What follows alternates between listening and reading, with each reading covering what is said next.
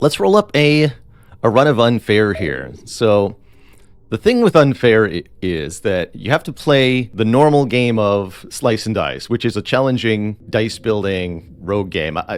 We utterly crushed the game our first try on hard, but I'm sure if I were to go back and play hard enough times, I would eventually lose at that, because it is on its own quite challenging. But in unfair, you have to do that, and at the beginning of your run, choose some really nasty curses. You need 10 points of curse before you're allowed to start your unfair run, and here are the curses. You get to essentially pick several of a random assortment here. After beating levels 1 to 10, gain a tier 1 curse. So we get 10 random curses gradually over the course of the run. That sounds hilarious, actually. Deeply tempted. Bottom death. Oh, and we are allowed to examine these in more detail. You're always able to get better tooltips. No bottom hero. We just have 4 heroes instead of 5.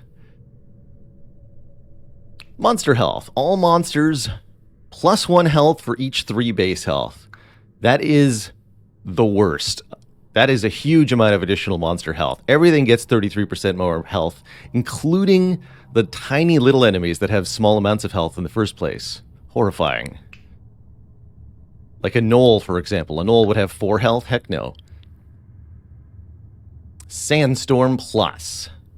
For only 2 points, at the end of every second turn, all of our guys take 1 damage.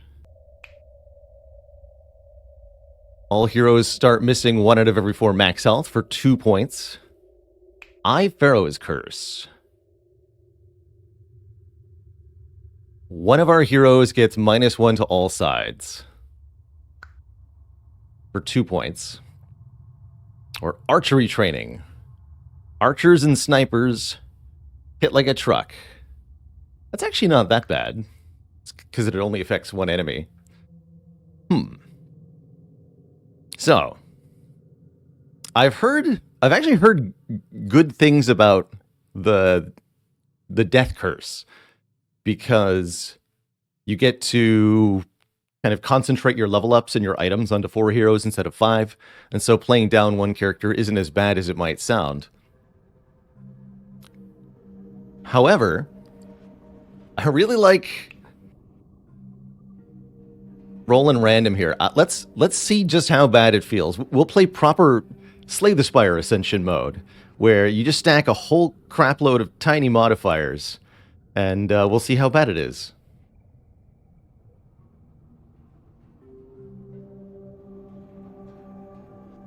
What if you gave bottom hero the curse and it killed them? Unfortunately, it does not work that way, because the bottom death curse will outright remove the bottom hero, and then we'll have this curse item that we have to equip on one of the 4 heroes that we have.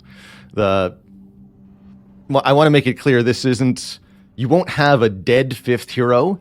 You simply do not have the 5th hero. You can't revive them. You can't equip anything on them. You can't modify them in any way because they don't exist.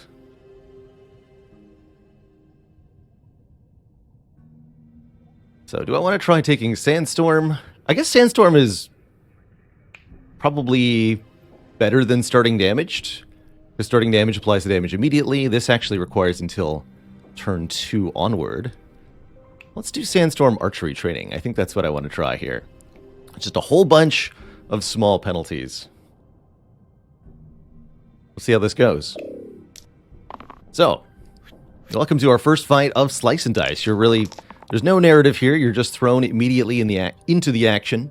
We have 5 essentially D&D characters here.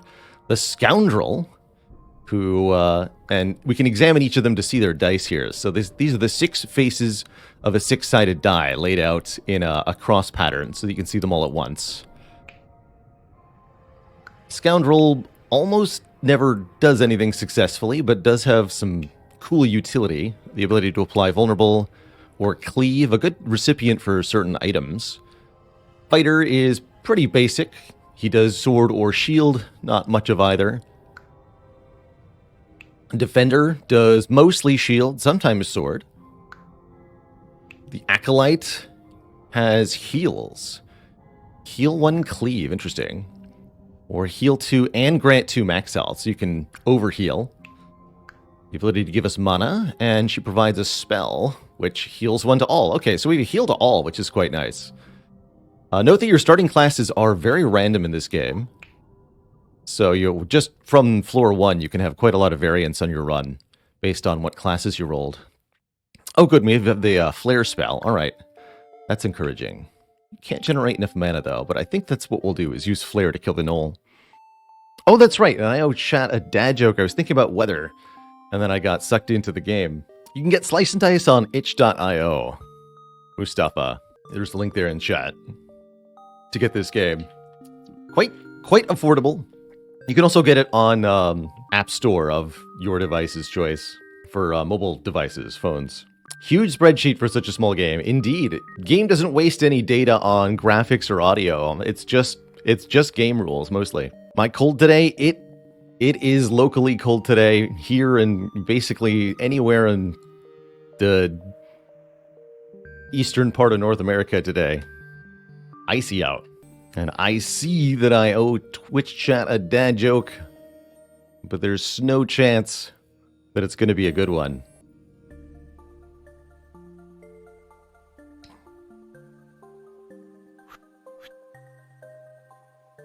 So, after each turn, you're allowed to... Once you see your initial roll, you can reroll up to 2 times. Let's see, fighter does 2 damage, right? Goblin flees if alone. I think we mostly just want to focus on defense this turn. Build up enough mana. This is 4 damage to the target with the most health. And this is 3 damage to the target with the least health? What?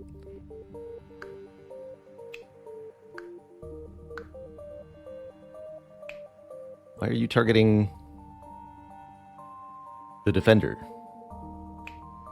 Is that accounting for the modification from the gnoll? Very unclear why the goblin's targeting the defender. Alright, I guess we'll keep that. We roll one more time here. We've got our overheal that we can use, and we drew the vulnerable too. Interesting. We also have this burst ability, right? For 2 mana, we can do 2 damage. I think with the vulnerable, we can actually kill the gnoll this turn. I didn't expect that we'd roll that. The gnoll has the armored property. You can see that indicated by the 1 next to its health. The gnoll reduces all damage taken by 1, so normally very difficult to kill. But if made vulnerable, is it actually immune to the vulnerable?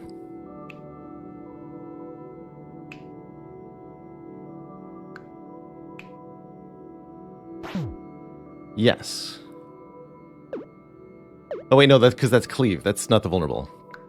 I misread the tooltip. We had a different side than I thought. So this is the 1 damage cleave, which means we just hit the goblin for 1. So that means we could actually kill the goblin. I think that's probably the right move then. Let's do that. Blap. And then we can just block the gnoll's thing. That should be no problem whatsoever. I like this game gives you unlimited undos. It allows you to learn game mechanics dynamically, just like FTL, but you can do it as many times as necessary.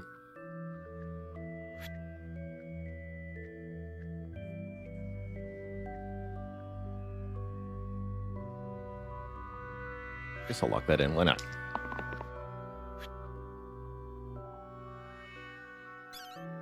You can bank up to 3 mana between turns. What we'd like to do is save up for Flare here. I think that'll be the easiest way to finish off this Armored Gnoll.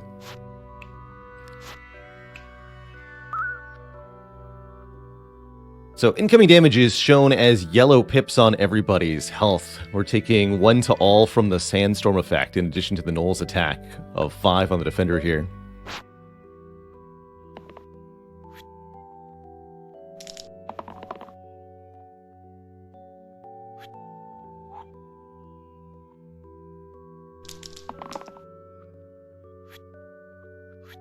Here's the mana we needed. Okay, and I guess the rest doesn't matter. Blah. All right, so we get a level up and a curse. Oh, I get to choose? Oh, this is going to be easy if I get to choose.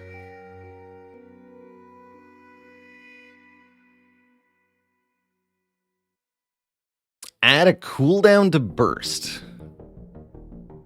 That's cute. Skulk. Turn 3. During the third turn, enemies get +1 to their sides. Doesn't seem that bad. Or we can roll random, apparently.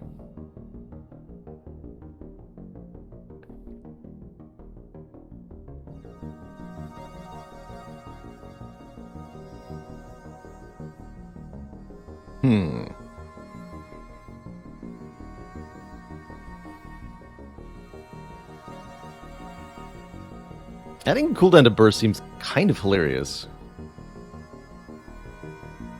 Not most, but some spells in Slice and Dice are reusable, meaning that you can, if you can generate a lot of mana, you can use the spell over and over again.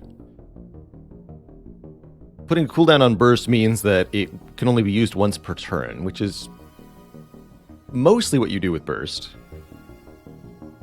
Use it once, maybe twice per turn. And as long as we can get any other decent spell, it shouldn't be a problem. I'm going to take the burst cooldown. And we also get a level up. So our options are to level up the fighter into the sinew. 4 damage, replace all sides with blanks next turn. Block 2, or 1 damage, cleave, and chain.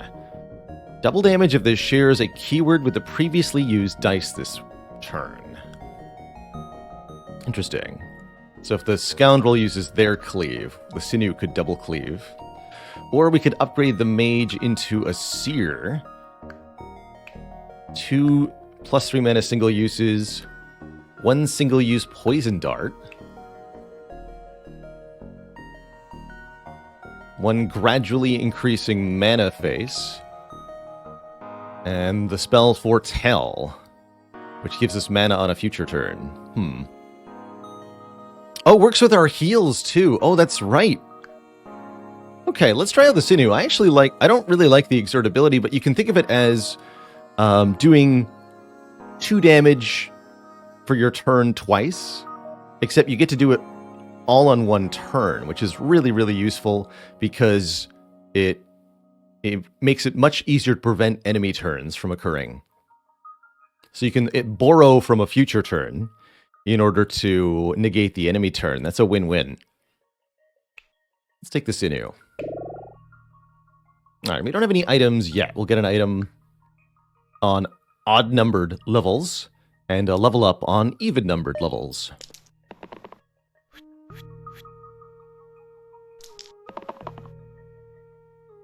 That's right, 4 damage is a block card, so let's use that right away to just kill one of these wolves. This archer is in the back line, which means that they cannot be targeted by effects that don't have the ranged keyword. Even spells, if they don't have the ranged keyword, are not allowed to target. So what do we want from the Acolyte? 1 mana is okay, right? And then that's all the damage the defender can do, actually. We probably want to lock that in so that we can kill a wolf, because we need to get 7 damage to kill one of them. So we need to get burst. I don't think we're going to be able to rely on the scoundrel to do a dang thing. There we go. Yeah. As expected, scoundrel does nothing. Why 7? Because I can't count, apparently. 6. 6 is the number.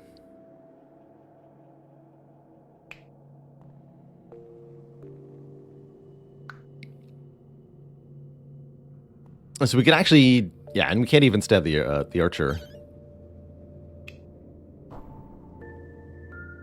Could also save this energy for a heal next turn, but no, we need it to get the kill. So our options are we prevent 3 damage across 3 characters or 3 damage to the scoundrel. Unfortunately, we can't do anything about the archer targeting the sinew.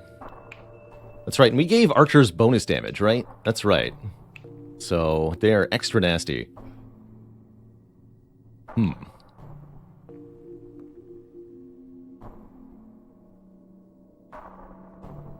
Let's prevent the damage to the scoundrel.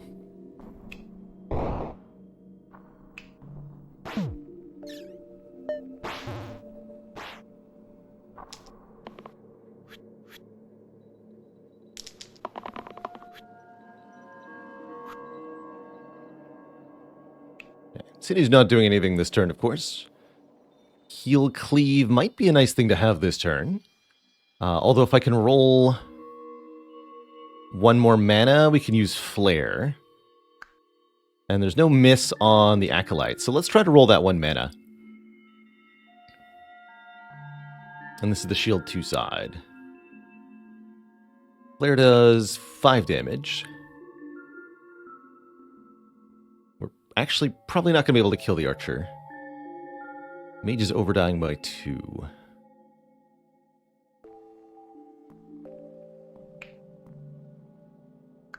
This does a full 4 damage. Oh, and the mage is taking 1 damage from Sandstorm, right?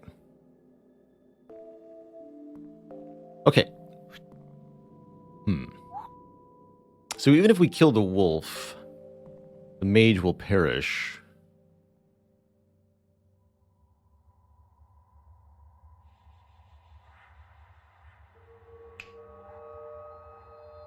This would be a lot easier if the scoundrel would do literally anything. Let's roll them all.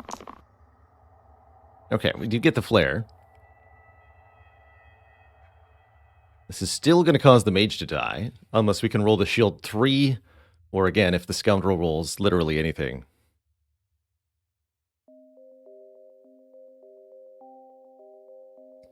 We can also use burst for block, that's true. Keep the mage alive, maybe that's the better play. Oh, hey, we actually do something with scoundrel. Good job, scoundrel.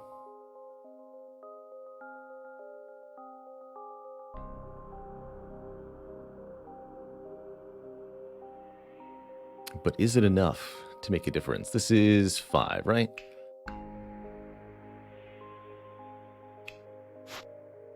If a character is killed, then in the next combat they'll have half health at the beginning. Otherwise, all characters are healed to full at the end of combat. Is your starting team always the same? No, it's quite random, in fact. Which means there's a lot of variance right from the get-go in Slice and Dice.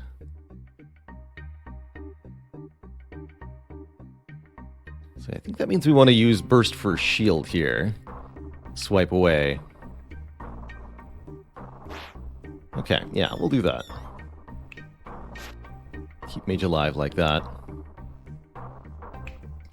We could also do a heal one next turn if necessary, but I'd rather just bank the energy here.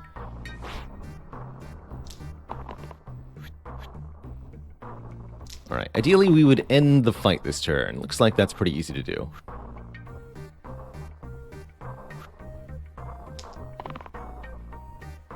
Yeah, super easy to do. Hiya! Overkill. Alright, we get a treasure, we get a curse. And we can even choose them in the order we desire. It's kind of fun. Choose the curse first. Single cast to burst. Replaces cooldown burst. It just gets worse and worse. Oh no. Or, All monsters get +1 in health for each A in their name. So the boars will get 1 health. The crone won't. Archer has 1 A. Sniper has no A's. I don't like the idea of giving archers 1 health. It's phrased badly here. It's not in my name. No, it's not in my name. Because my name is Baalorlord, and that's too many A's. It's just phrased weirdly.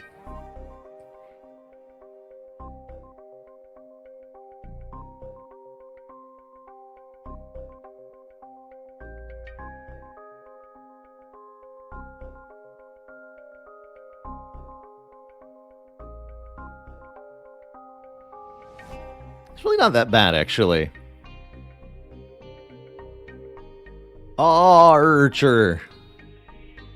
Let's go random. Give me the random. The fourth dice you use each turn gains single use. Okay. That's not too bad. That will gradually replace our sides with blanks, but not in a particularly bad way. Ah, the worn arms. I was hoping we would see these. Cloak replaces the middle side with dodge. Interesting. And we can look at everybody's faces this way. So everybody has something on the middle side, but I think the worn arms are excellent for Scoundrel here. Replace the top side and bottom side with damage 2 and shield 2. Yes, please. So that the Scoundrel goes from Bupkiss to awesome. And that would allow us to, if we want to, keep Scoundrel as an unleveled dice for a really long time. Because this 1 damage vulnerable is a very, very good dice face that we can abuse for a very long time. To Kip Bus.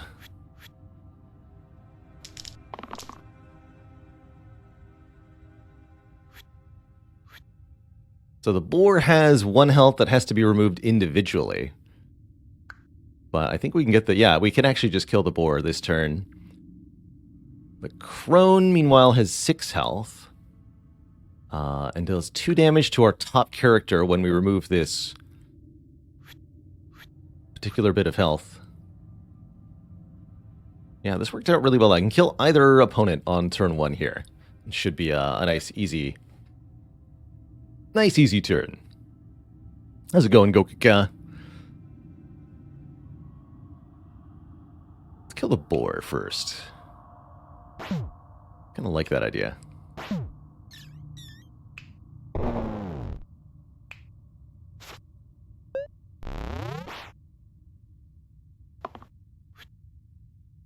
Poisoned apple. Spooky.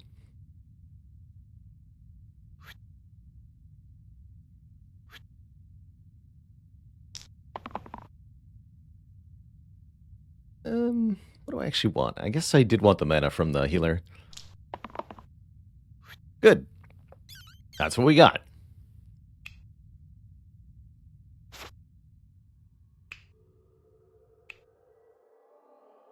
Oh, that's right, the single use. I forgot about the single use ordering on the first turn there. Have to keep that in mind for next one. That'd be good on the sinews attacks, actually. If we order that fourth. Since we basically only use those once per fight anyway. For the most part.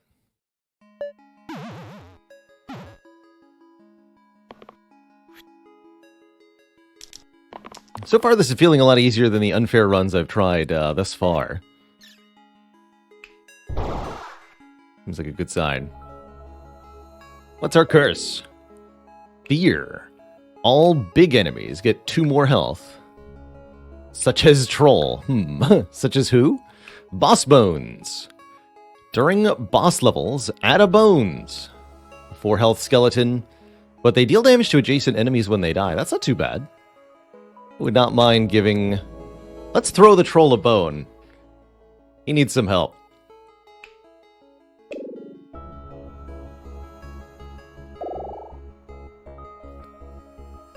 We can level up to Disciple or Fiend here. This troll has a bone to pick with us. No, we picked the bone with him.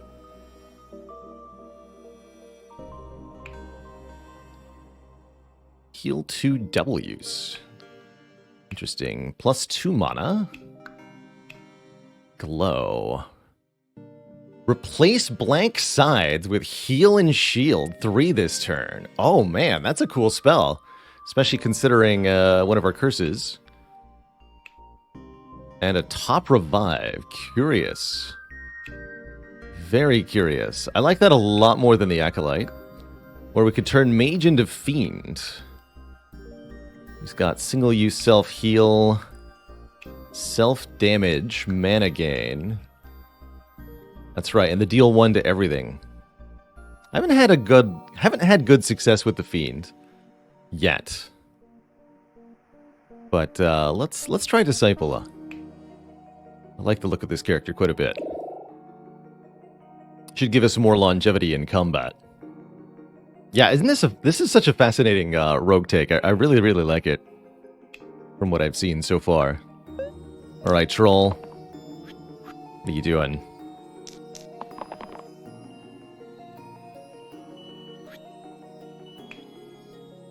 So this is 3 damage to both sides. Troll's going to heal at a rate of 1 per turn. That's not too bad, thankfully. Do I want the heal 2 on the... shield 2 on the Scoundrel? I guess I will take it. Decent enough dice face. Can we actually get enough mana to use Flare? We'll make the shield on the Scoundrel the single use.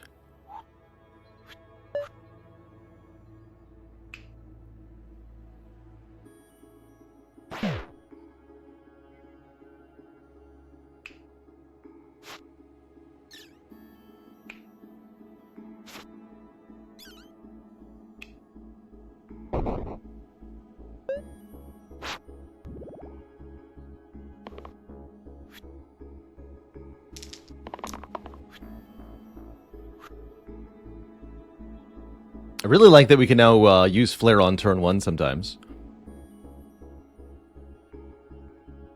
I like that I also like that the X here is different, so that we know that we specifically rolled the one that I just blanked out. Thanks, game. 3 is, well, I guess we're taking 1 to all, so that's fine. We do get another use of Flare here, and we rolled that side again. Funny, funny. All right. Well, what do you expect? 5 more damage, you nerd.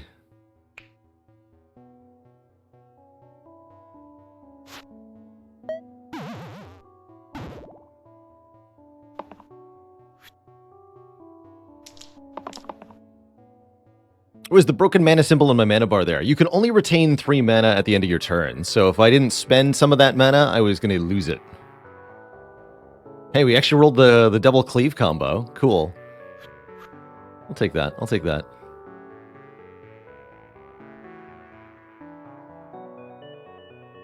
Let's see here.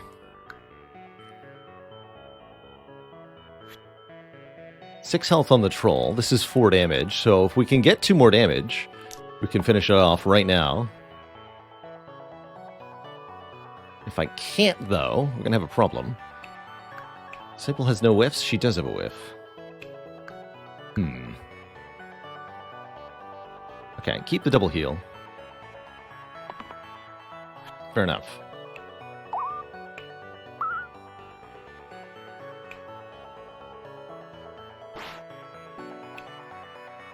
No, I'm going to use this now. Perfect. Alright, Sandstorm's hitting us again this turn, so we'd really like to finish the fight, which is easily done. There we go. No prob, no prob. Troll dispatched.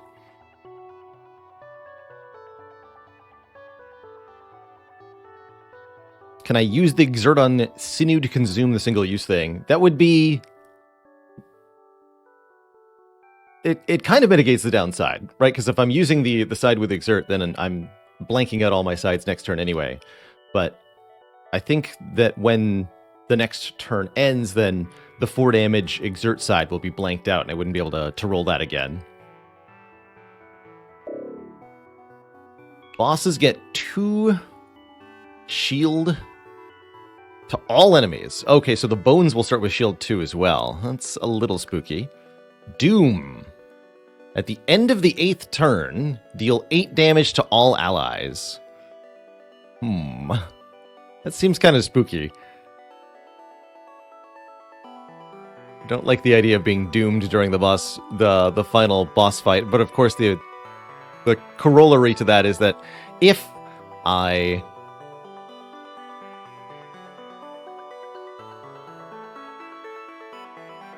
don't... If I win in less than 8 turns, it's not a problem anyway, right? Easy. Just win fast enough. You can beat the heart easily in 8 turns and slay the spire. Surely you can beat the final boss of this game in 8 turns. Right?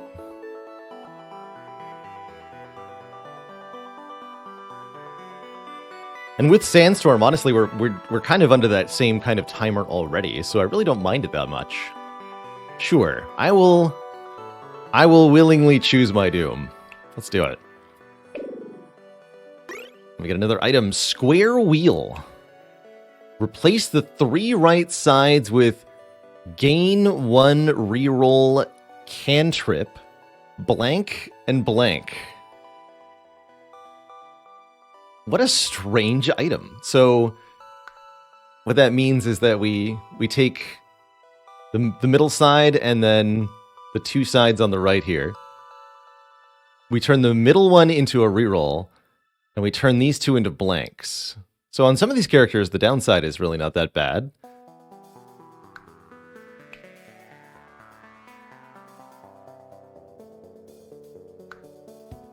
Odd. Sapphire's Skull. If we die, gain 2 mana, or gain a random tier 1 or 3 item. I might choose that, although there's definitely some use for Sapphire's Skull. See that we're fighting a bunch of snakes. Give me a random one. Copper Ring. +1 empty max health, +1 max stored mana. Got the tier 1. That's actually not that bad, being able to store 1 more mana. I'll give 1 max health to Mage, I suppose.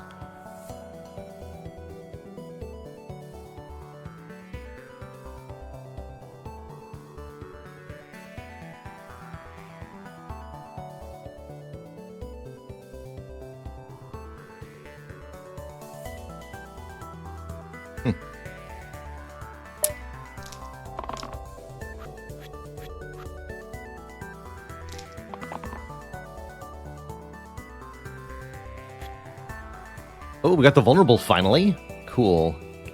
So what is the vulnerable? 5 damage to adjacent allies upon death, if we can kill the barrel. Seems pretty good. And the sinew would make that really easy. Let's re-roll these 3 characters then. Keep these 2 locked in. Not that's for sure. We'll lock in the block 3, though. Okay, we did get the mana required, so we can kill the barrel. Good. Flare does 5 damage, that's right. So how do we want this to go?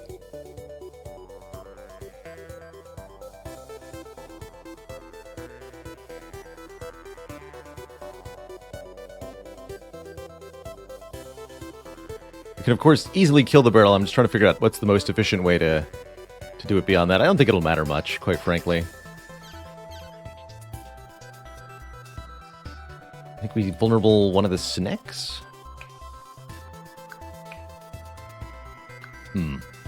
Matajugs, thank you so much for the 12 months. 1 year already. How the time flies.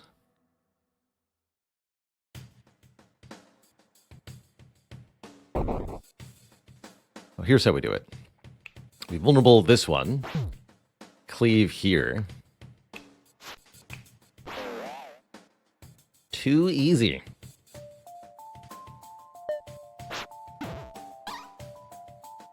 The snake is trying to flee. You let them escape? Yes. No shame in letting the enemies flee. You get all the same rewards. That's basically just the enemy recognizes how screwed they are and they're letting you win now. Choose a curse. Max of 3 spells cast per turn. Eye Mold. A curse item. All sides get -1 this fight after use. That's actually not too bad, because we could use that with the curse to sort of negate it. The other curse. Any reason not to let them flee? Achievement progress, potentially. But that might also be a reason to let them flee, is achievement progress.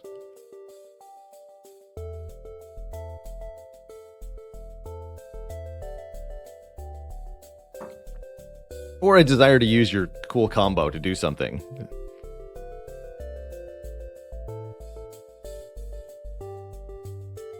Let's take the eye mold.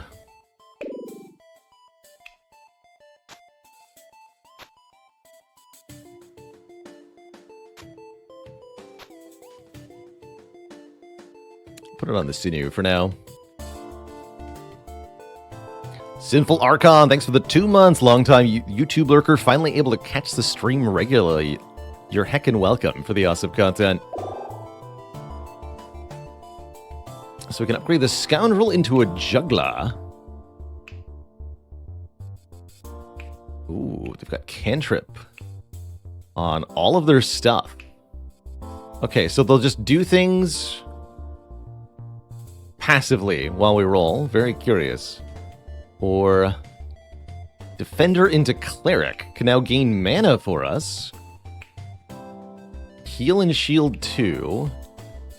And Cleanse. Ooh, I really like that as a gray character. The Cleric actually does lose a little bit of health. But healing and shielding at the same time, I like it.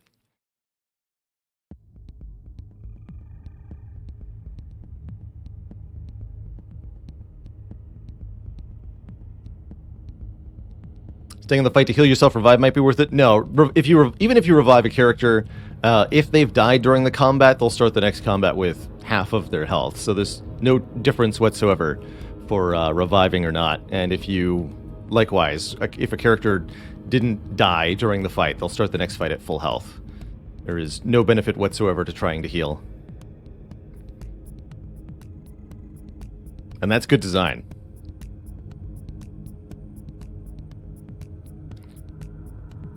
Triggering on roll counts as a use, so that might cause the juggler to blank themselves out. Interesting. Take Cleric here. And yes, we'll keep the mold on the sinew. So we've got Bandit, 2 Goblins. Goblins flee if they're alone. The Bandit will flee if an adjacent monster is overkill. We should be able to get overkill pretty easily with this party. So all we have to do is overkill one of these goblins, and we can get the bandit to go away.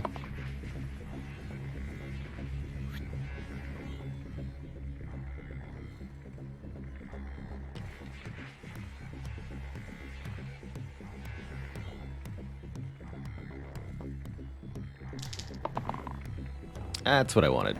There we go. Easy.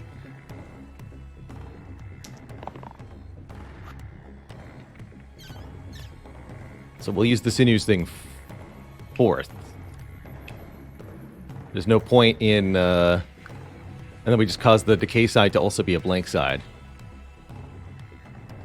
Easy peasy. So bandit's fleeing. We're going to kill... I guess just the bottom goblin.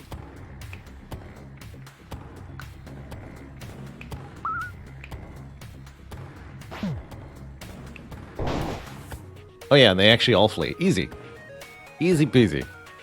Because when the one goblin is overkilled, then the bandit flees, then the remaining goblin flees, because it's the only creature left. Easy. Easy. Let's take a new tier 1 curse. Item, Broken Heart. Immune to healing. -2 max stored mana. It's actually not that. That would mean we're at 2 instead of 4. I don't hate that. Or a random.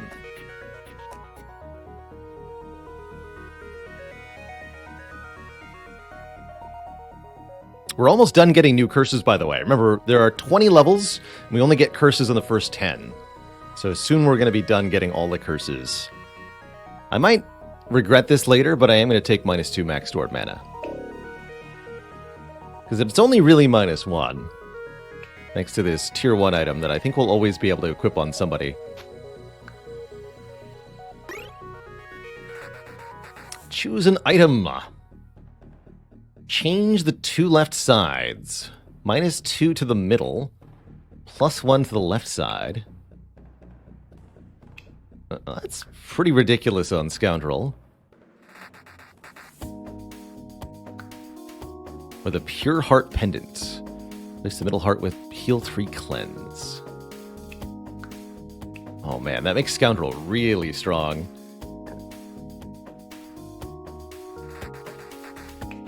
+1 to the vulnerable side also increases the vulnerable to vulnerable 2, meaning the target will take 2 more damage from all sources.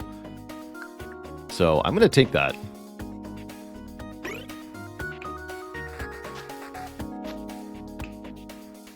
+2. Do I play any chess? Only very casually. With in person.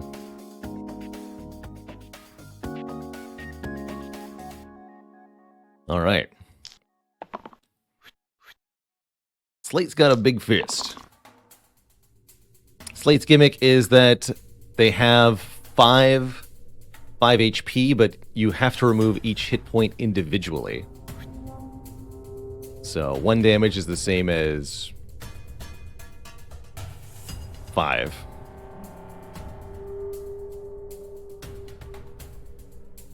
And I don't think vulnerable can change that. Do we want to keep shield 2 here? Not really. What about the cleric?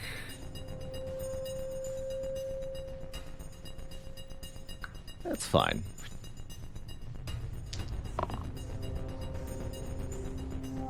So this is a 0 damage cleave, curiously.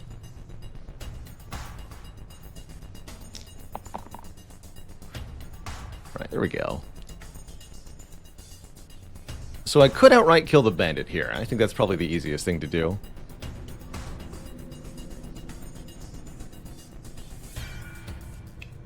He's punching sinew. Okay.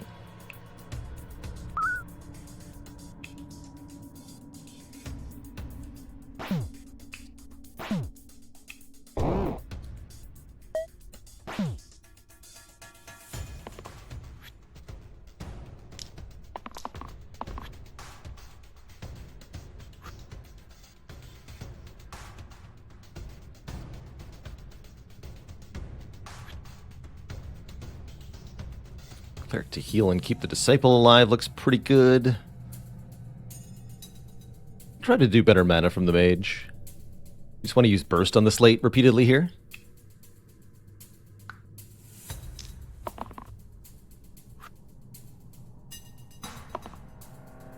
Alright, that works out.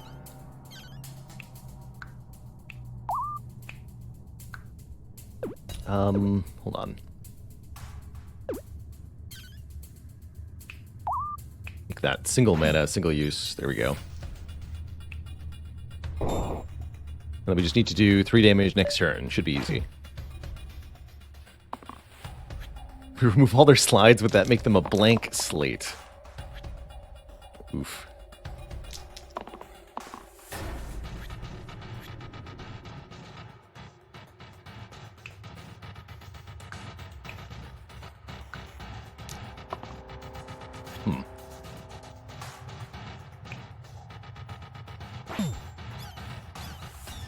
I guess I can burst and flare separately. We can't burst twice because it has cooldown, but we can do this. GG. GG. The Slime Queen. Level 8 is our second boss here. Definitely a little spooky. What's our curse? Arthritis. Tier 3 heroes get -1 max health. Or the D4 item. Replace the right side with 1 self-damage cantrip. Oof. Ouch. Owie. My thoughts on Slice and Dice so far? Absolutely, absolutely love the design of it, Yake. It doesn't include anything unnecessary. It's just a bare bones, very deep and thoughtful, random generation and tactics mix. With some really delightful pixel art. There's just so many different characters and items and such, which makes it very, very replayable, even as the base gameplay is quite fun. No unnecessary fanfare. Well, I certainly don't want that. Let's get Arthritis here. We don't even have any Tier 3 heroes. Yet.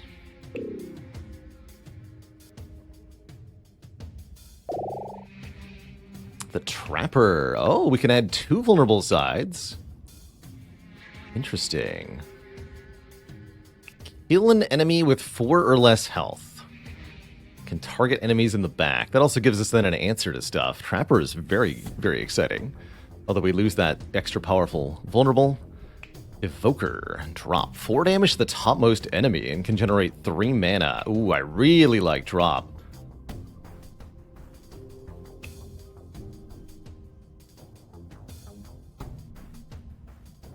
Yes, I very much like drop. More economical than Flare. And giving us a bit better mana generation. Hapfee, thanks for 15 months of support. We could even eventually give the Sword and Board to the Evoker. Let's upgrade to the Evoker.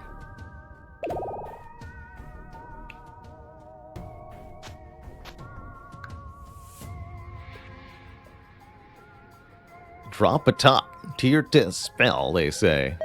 And I believe it. It's a big die.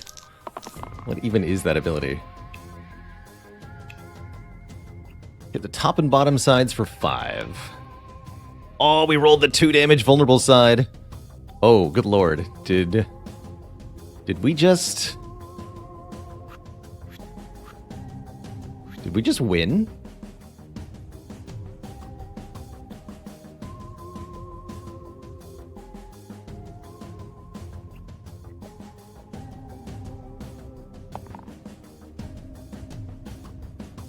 The mana. Dang. So it can only drop 1 time.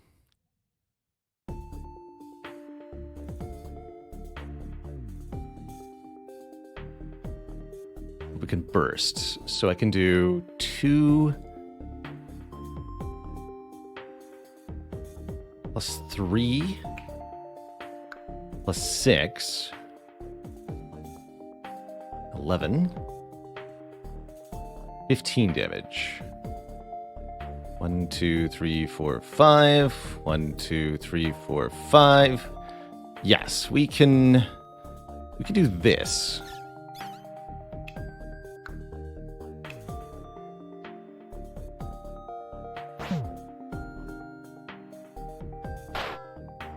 Oh, it doesn't take bonus damage from that. I think we're still there, though.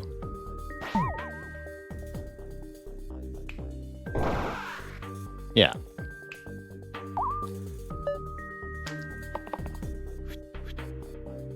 Just kill the boss on turn 1.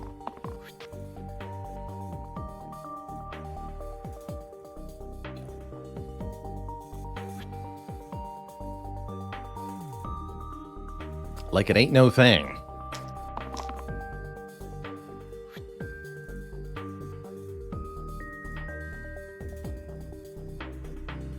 Although it'd be better if I could get some actual damage this turn. Oof, that didn't work out. Ouch. Yeah, we're gonna go with ouch.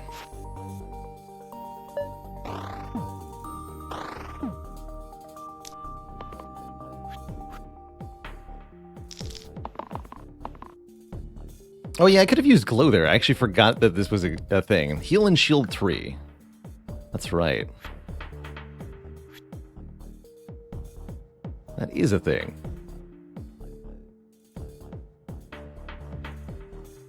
Heal and shield 2 seems useful this turn. Oh, I actually didn't notice with the... I didn't even see the mage's dice there.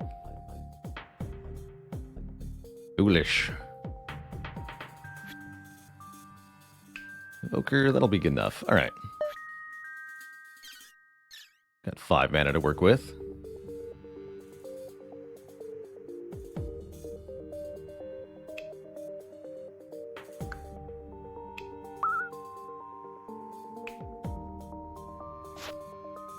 Hey, we're killing the top one, right? Like so. Bonk. Creates 2 slimelets. And we get to keep 2 mana here.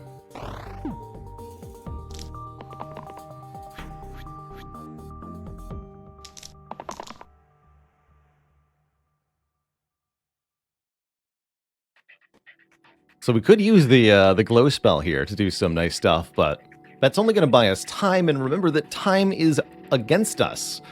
Doom is ticking, and we have only a handful of turns to win this fight. So we should really focus on doing damage and not other stuff.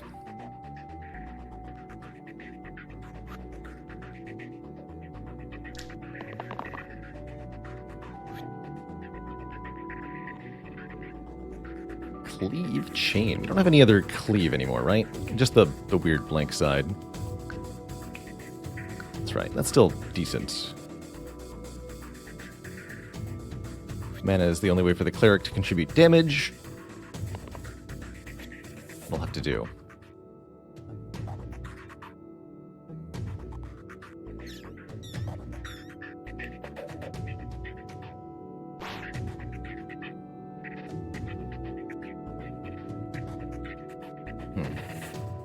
Drops targeting is a bit awkward here, huh?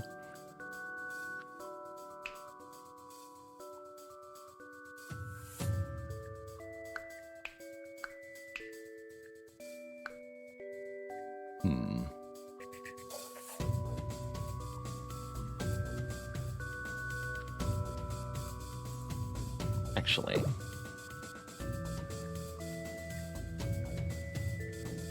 We do it like this, now that I think about it.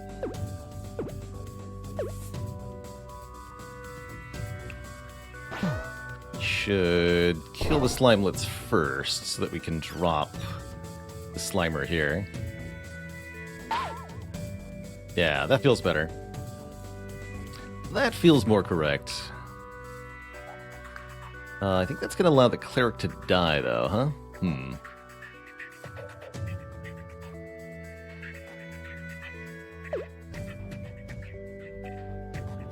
So what if instead of dropping we used... Oh, we don't have burst anymore. Right. I see. Well, I'm okay with the cleric dying. I've decided. Good job, cleric. You did it.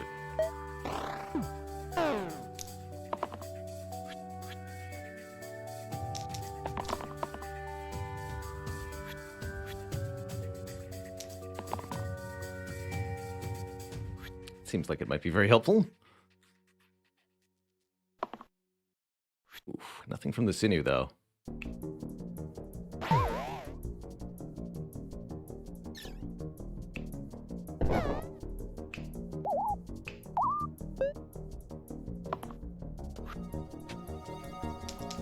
Is the Doom turn? No. Okay. Good. Very good. That this is not the Doom turn. Alright, now we gotta kill. Alright. Whew. That was tough. That was definitely tough.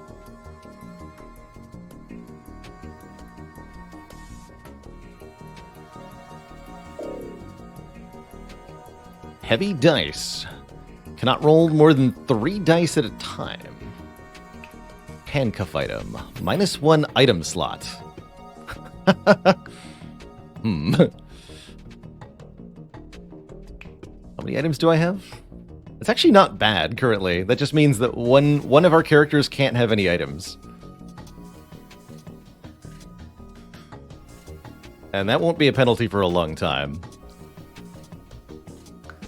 Heavy dice is really not that bad either, because we're very likely to want to keep 1 or 2 things. This is not the in-game music, that's correct. This is the music from FTL Faster Than Light. I think I'm going to try these handcuffs. Natural. Place the 2 right sides, blue hero only. Place the 2 right sides with +2 mana, really good for the evoker. Or the dueling pistol. Add duel to the left side, double damage versus enemies targeting... No, let's take the natural. Quite like that. Beautiful.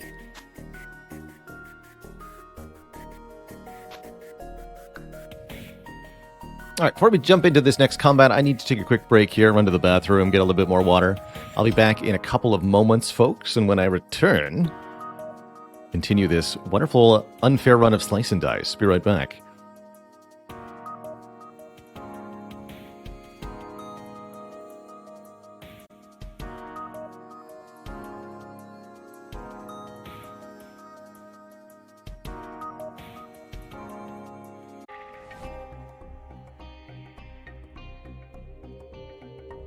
All right, thanks for hanging out and waiting, folks. Wanted to fix myself a cup of tea. Good old peppermint.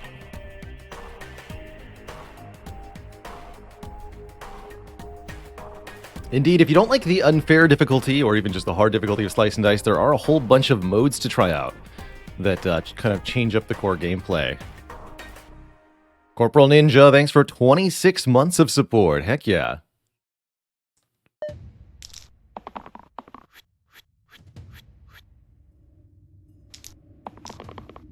All right, these are the dreaded snipers. We gave snipers bonus damage. They do 7 damage. Holy moly. And start in the back row. To the topmost enemy. So you're telling me I can drop snipers? Don't think revive is going to do much on turn 1, huh?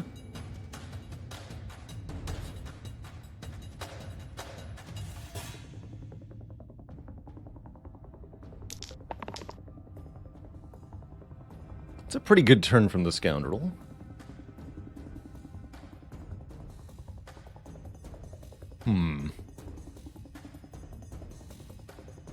Really would like for the Sinew to roll a decent attack here.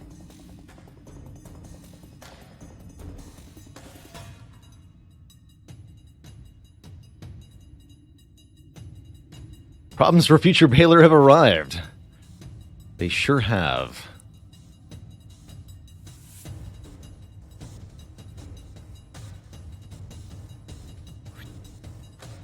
We'll be keeping that. Doesn't do anything. Alright, one more roll. Okay. No, that's what we needed. Good. I think that solves most of our problems, actually. Quite thoroughly.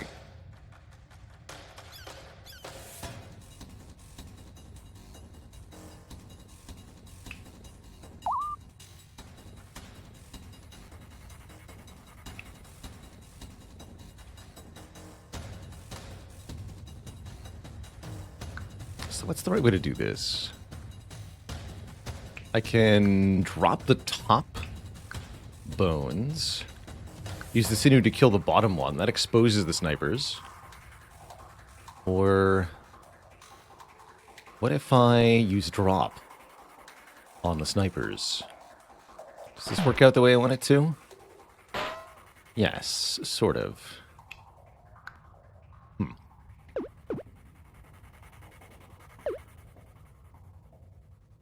Is there a better way to assign the damage? That's my question. Because I can do drop and a burst, right? If we do it this way.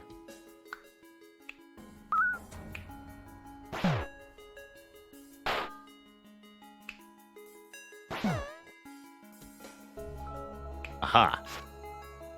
That's got to be the right way to play this.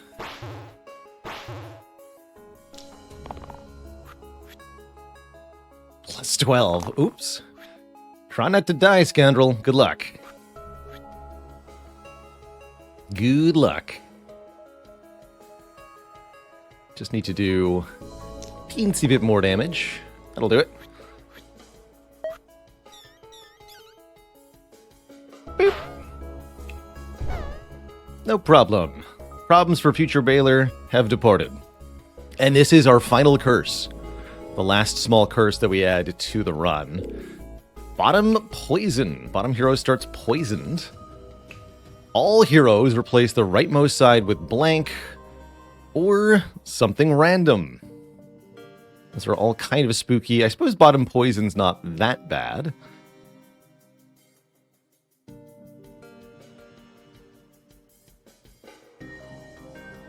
But every point counts, you know? Definitely not keen on right blank, even though actually 4 out of 5 characters have right blank. And actually, does the item override that?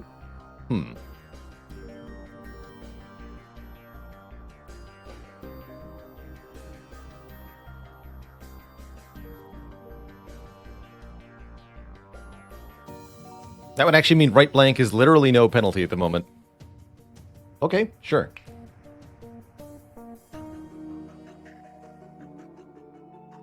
The nothing curse. So let's confirm. Yeah, that didn't change a thing.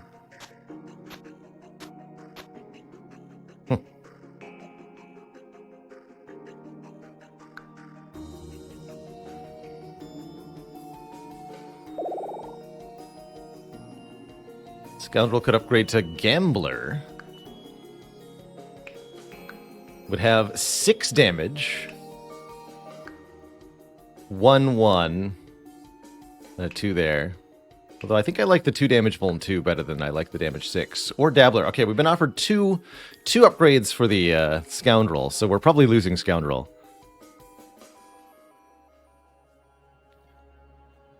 Dabbler's kind of nice as a way to gain more mana. We are allowed to refuse the upgrade, but the same thing could happen again, and then we're just missing out on character level ups, and I really don't like that very much.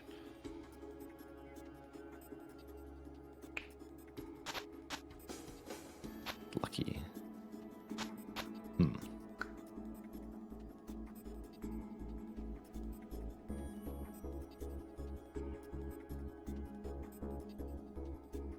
Let's go with the Gambler.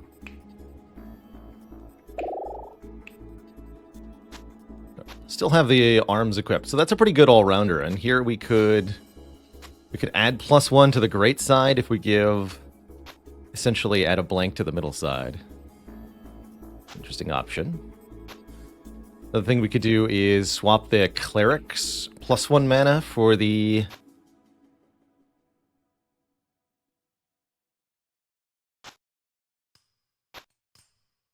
sword arms. Actually, no, we don't want to do that though. Another good option is to upgrade the cleave power on the sinew and lose the one block side that we don't even want. I actually like that quite a bit. Let's do that. Let's do that.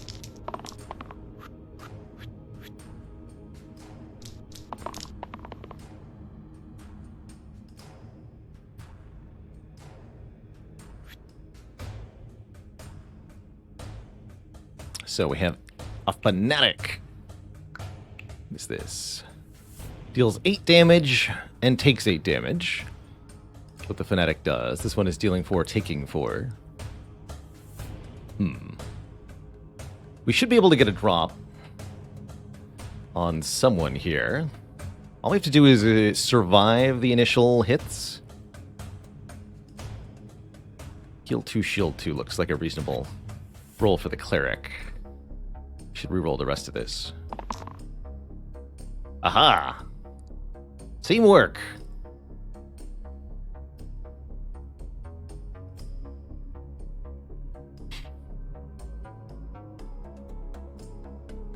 Hey there, Greens God. Yes, indeed, we'll be doing Disco Elysium later in the broadcast today. Looking forward to that, actually. So this is enough damage to kill one of the imps. I imagine that's the best use for it. So Evoker will live this hit. All we need is a bit of block for that. Yeah, let's keep this block roll then. Aha!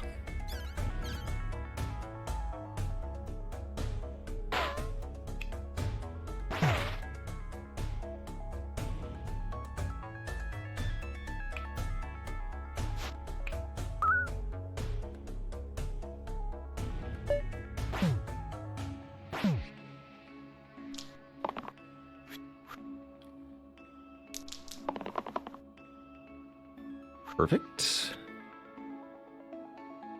That might be good as well. That looks like a reasonable roll. So we need 5 damage to kill this Fanatic. Probably just want to live this hit then. That's easy to do. The Disciple needs a heal too.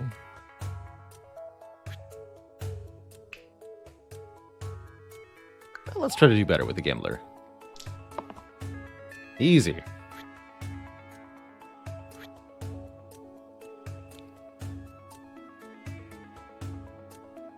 Yeah, that looks like all we need.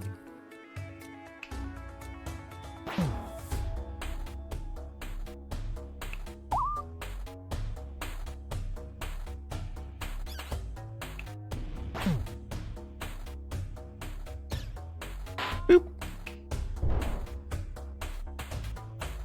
Oh, there is one more curse. Fair enough.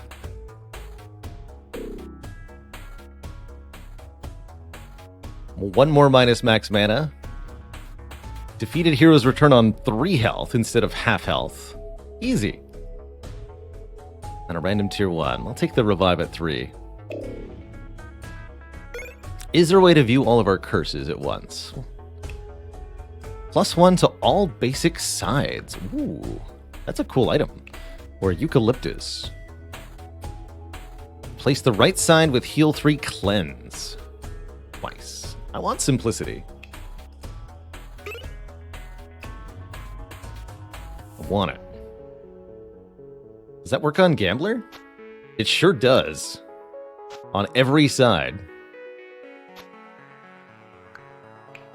Here's our curses. 13 active curses. Yeah, after beating levels 1 to 10. Okay. So that was the last curse. So, now that we have all of the curses, let's just take a brief overview. We have Sandstorm. All allies take 1 damage every second turn. Archers and snipers deal +2. Our burst has a cooldown. The 4th dice we use each turn gains single use, so replaces itself with a blank side. We have to order our dice appropriately each turn because of this. Bosses have a bones enemy added to them. We all die at the end of turn 8. Don't worry about that one. We have a -1 to all sides after use item that the Sinew has equipped. So the Sinew's effects, Sinew's dice get a penalty after each use. We can store 2 less max mana between turns. Our tier 3 heroes have -1 health. We have an item that we have to equip that gives us -1 item slot.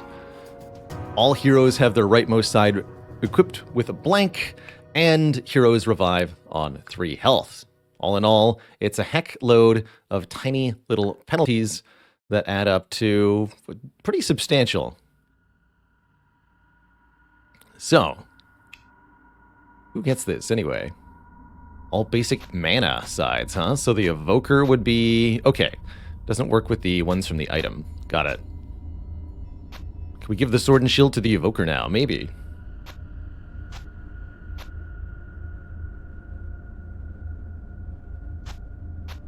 And then Simplicity here. That's pretty good too. If you change order, it works, they say. Yes, it does. That's pretty good as well.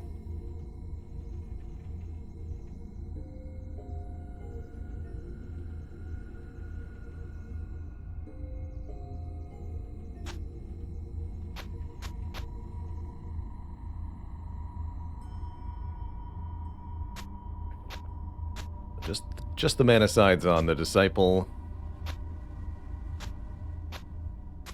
Just the block sides on the Sinew. Okay, yeah. So I like it on the Evoker, I think, then. Quite frankly.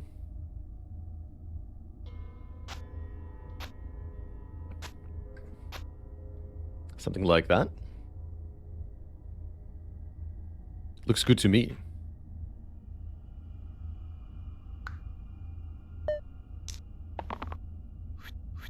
Spiker plus Slimer. 100% skill. Easy every time. So, when this enemy is struck, damage the attacker for 2. And of course the Slimer splits multiple times.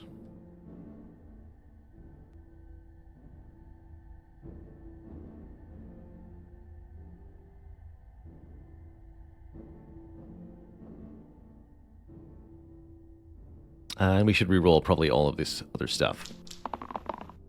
See what we can do better. Hey, we got the 2 damage cleave. I kind of like that. Although I believe that will cause the Sinew to get spiked.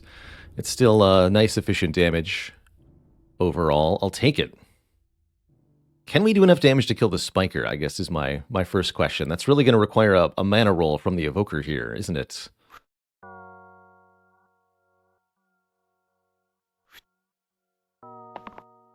There we go.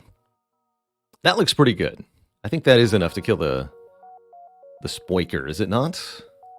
We've got 5 plus 4 plus 2 plus 2, which is 13, which is exactly the Spiker's health. Yeah, so we should be able to kill the Spiker here.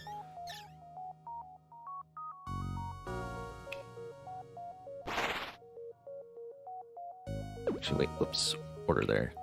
This first, then this. Ouch!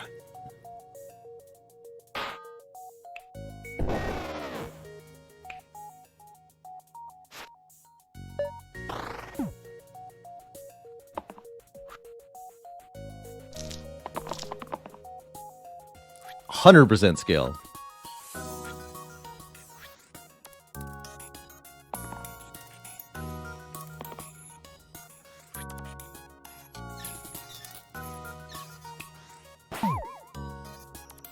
Actually, wait.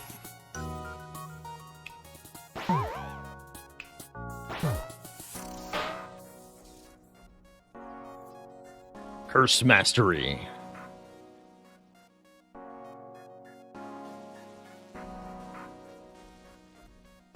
So, there's one more bones than normal here, because we've added 1 bones to bosses. This is the Rotten. All heroes get -1 max HP at the end of each turn. Well, guess what? I don't think I care about that, because I'm already dying slowly, so your stupid ability does nothing to me. However, your ability to summon imps and poison us could be a bit problematic. Overall, I'm not too worried about this. This seems like something we're already kind of well equipped for. And the bones have the perfect amount of health to be killed by drop, which is also quite nice.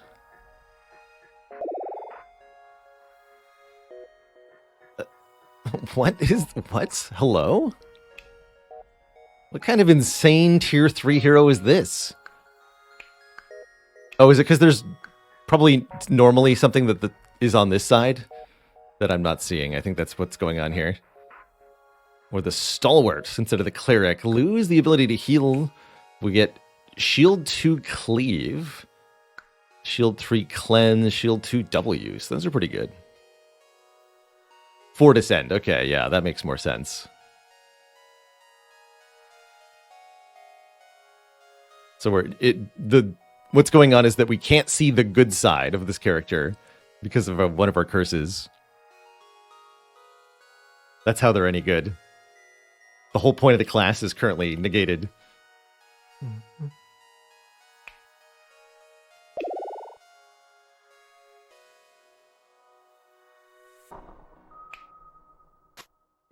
Stalwart seems just fine, though. Although we lose out on that occasional point of mana, it wasn't really a big deal.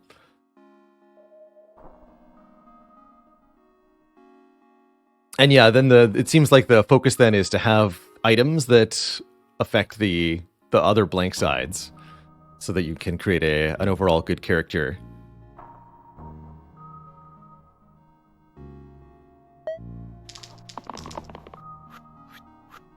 Is that to summon an imp? I guess that's not too bad on turn 1.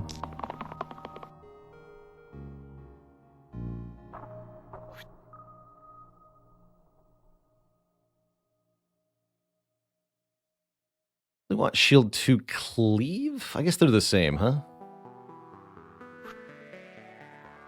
If we don't have 3 adjacent characters being hit.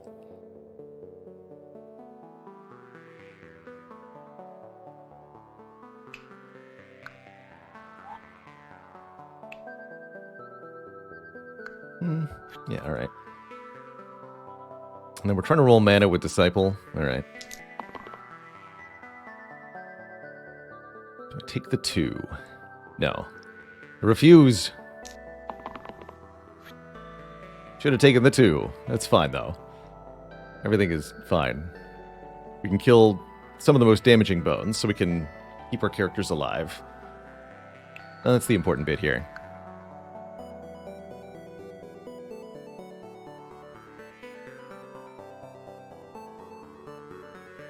Actually kill quite a few of the bones. Every time a bones dies, they deal damage to adjacent enemies. So they're kind of easy to kill in chains, and we'll be able to kill the rotten boss pretty easily as well, in a similar fashion.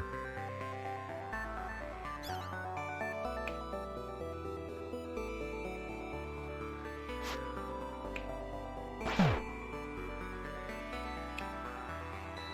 can burst that one to kill it as well, and I think that's what I'm going to do.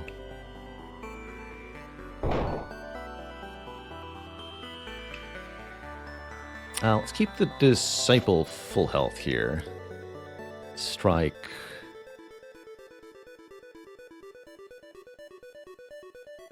One of these bones.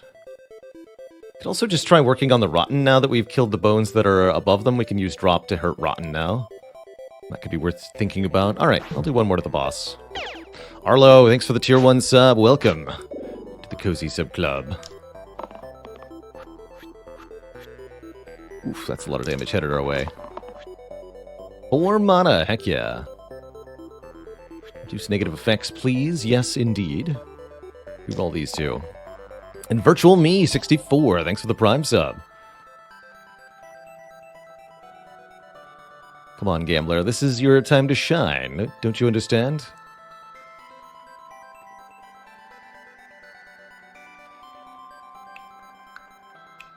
And Bone's targeting the Stalwart, huh? I'm going to lock that one in. There's definitely some uses for the heals, but I'm going to try to do better here. Good. That's what I wanted. Bonk.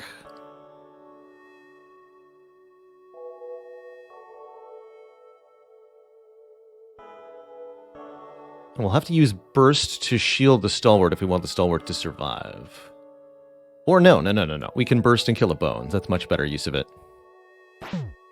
Ounce of Prevention, Pound of Cure. Although I want to order that differently. There. Perfect.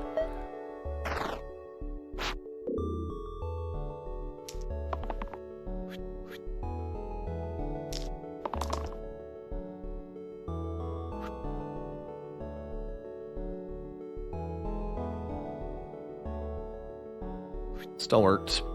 I think I remember hearing that Cleanse works preventatively, so if we block with Cleanse, we should prevent the poison that's about to happen. Guess we'll find out if that's true.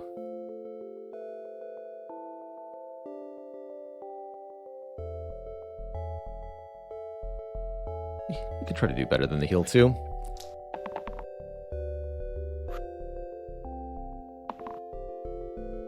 Or Sinew.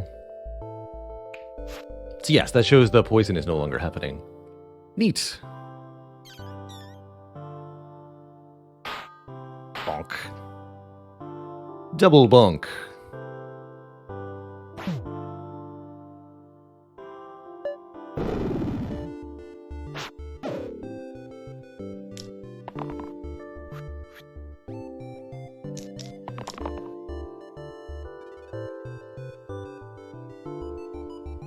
Hey, you're so welcome, Arlo. Thanks for dropping by and dropping that support. I've enjoyed the heck out of this Buyer Mastery Challenge. It's really bringing new love to the game for me. There's nothing like creative use of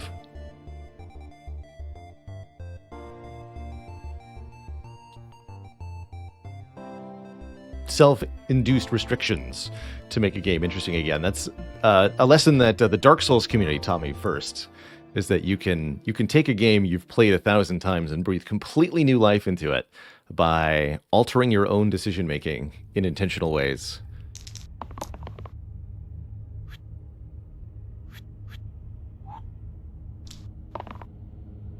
Well, that was not the right way to do that, but that's fine.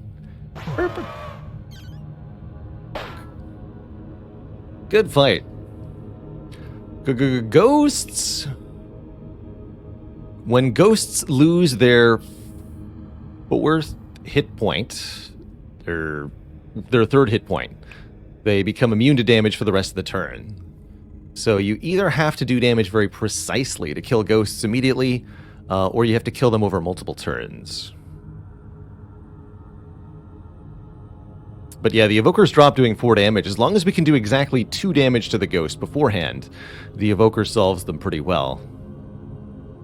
What do we get here? Glyph of Purity. Add Cleanse to the top and bottom sides. Or replace blank sides with Shield 1 cantrip. Ooh. Does that work on the Sinew?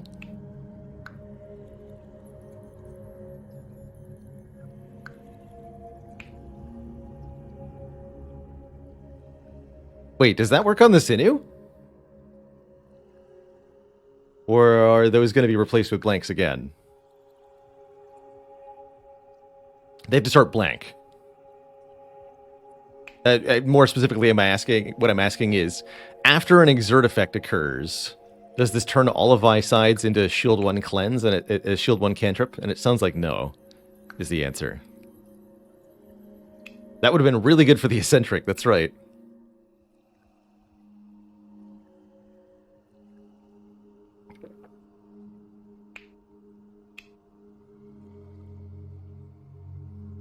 But we could put it on the Gambler, whose actual sides look like this.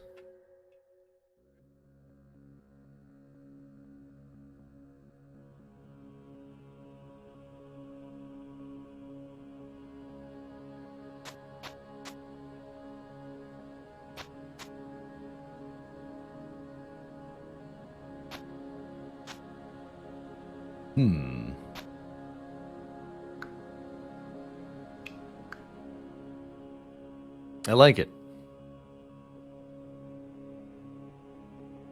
Actually, what's the Glyph of Purity on the Stalwart? Yeah, Shield 2 Cleave Cleanse would also be really good. That's true.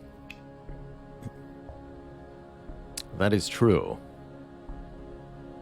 And then we'd move to having the Disciple be the itemless character. That's also kind of exciting.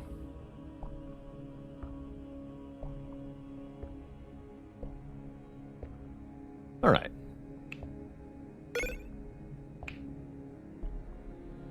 Stalwart's not getting replaced because they're a tier 3 character.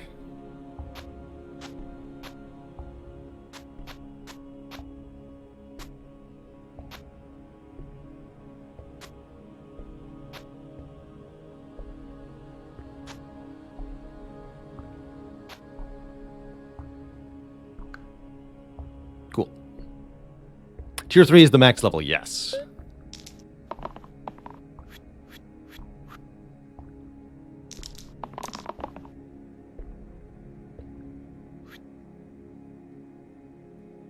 Okay, that together kills one ghost.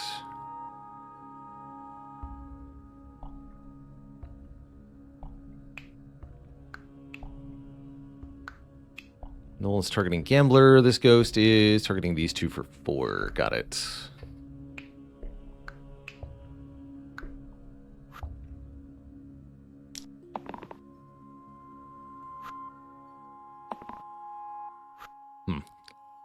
First time the Disciples really failed to do anything useful, but that's okay. No valid targets. Burp, burp. So I think what we want to do is actually this, right? We stab you, drop the ghost. Stalwart cleanses themselves. Sinew kills the Gnoll. Now we don't have a Gnoll to deal with.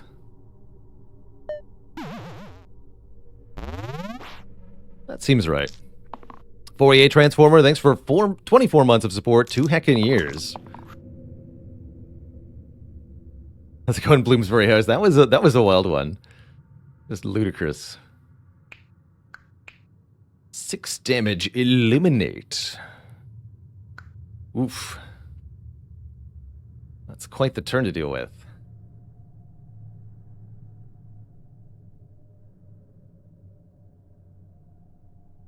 Yeah, that's going to be pretty good. Although if we're only concerned with keeping the Disciple alive, we'd rather have any of the middle 3. All right, let's try rerolling all of these. There we go. That's the best result there. 2 damage sets up the ghost to be killed. Okay, this is looking good. And that actually keeps the Disciple alive well. Good. Perfect.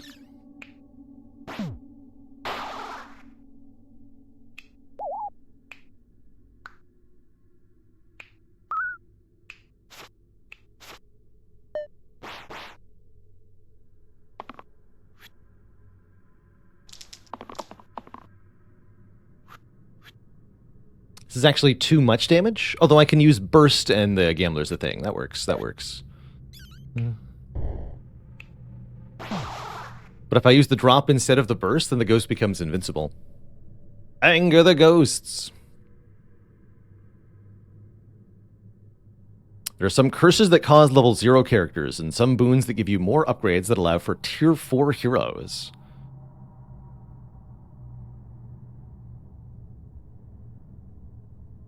Which are randomly generated. Some useless, some good. Interesting. Ludus. That's a lot more consistent damage output than the Gambler. Holy moly. 4 damage top, 3 damage bottom. And we could improve all these with one with a simple egg thing. Or the Artificer. Let's see. 4 mana single use. 4 mana single use. 2 damage, bonus damage equal to your mana. 3 damage self-heal. And that spell, Blades, for 4 mana, deal 2 damage to all enemies. That's pretty exciting.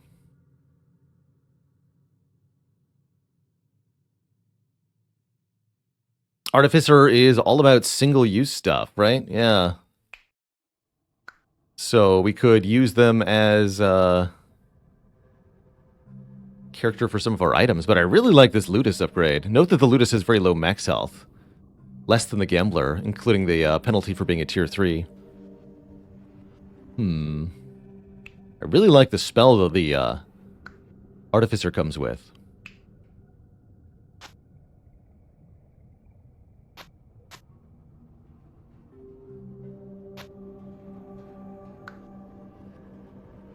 Sure.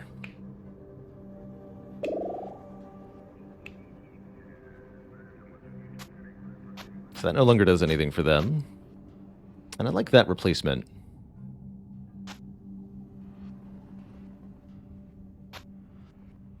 So we can up all of the Gambler's sides with the egg. Seems pretty reasonable. Alright, we've got a Slate. Has to be hit 5 separate times. The Cyclops gets stunned when you remove the middle health. And a War Chief commands the other monsters, giving them +1 to all of their sides. Spooky. Spooky.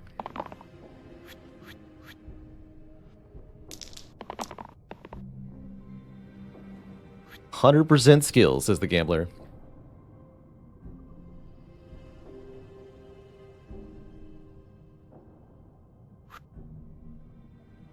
Not sure that I want this side on the Artificer. So what, 4 mana single use, which means 1 cast of Blades? That's good. Perfect. Lock that in. 1 more reroll. Nada. Fair enough. So this is 6 damage, yeah? 6. So we can KO the War Chief this turn quite easily. We could also think about blinding the Cyclops this turn to prevent all that damage.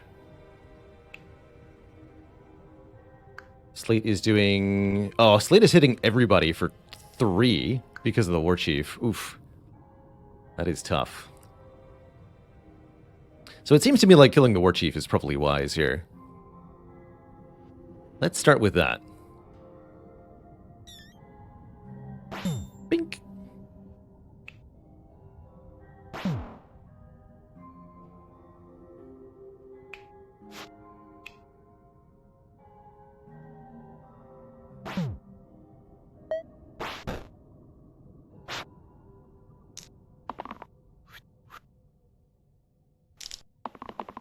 Well, that's kind of horrifying.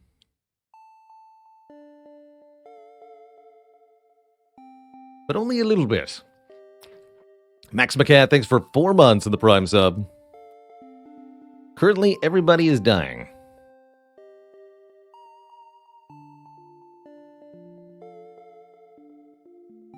Literally everybody. But we can stun the Cyclops. Quite trivially. All we have to do is burst. We rolled some good blocks here, so I think it's actually kind of fine.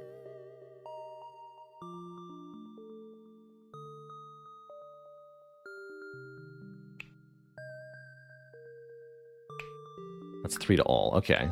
So that's the reason everybody's dying. It's because we're taking 5 to all currently. Actually, 6, because the curse is kicking in, too. 6 to all. Ouch.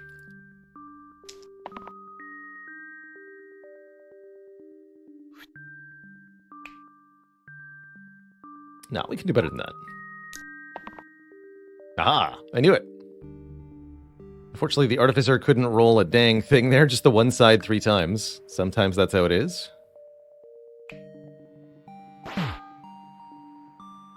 Okay, and the Stalwart can keep all 3 of these alive? No, the Disciple will have to burst to stay alive. We could also use Glow, hold on, to create a heal 3 and shield 3, rather than burst.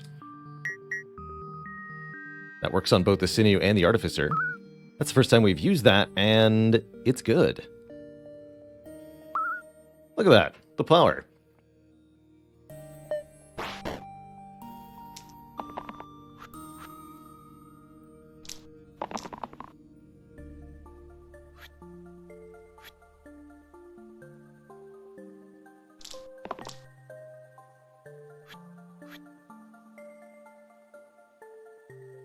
Seems good.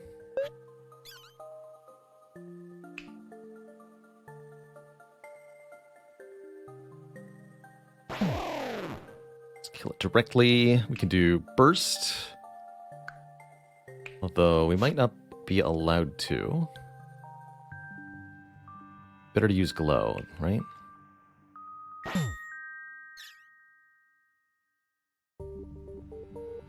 if I use glow now,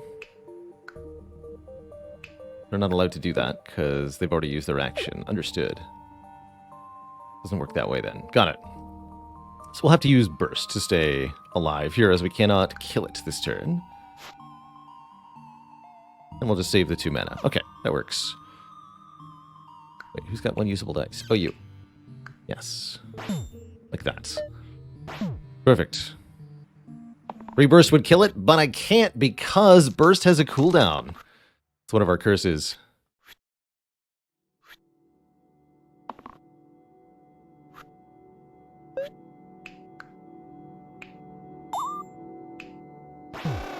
There we go.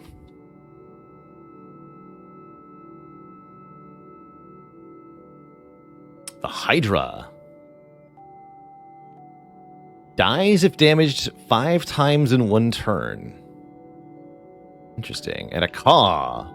After taking damage for the first time each turn, move back to the back row. Anvil adds steel to the middle side. Bonus equal to the hero's current shields.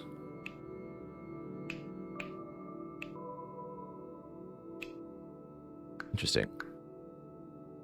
Or spell Spark. Add mana gain to target's sides this turn. I just want to examine that in more detail.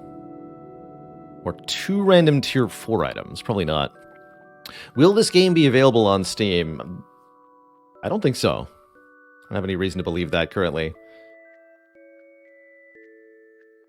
It is one of the obstacles to trying out Slice and Dice. You can't get it on Steam, but it is available for PC on itch.io or on mobile devices through your app store. There's a couple of ways to try it.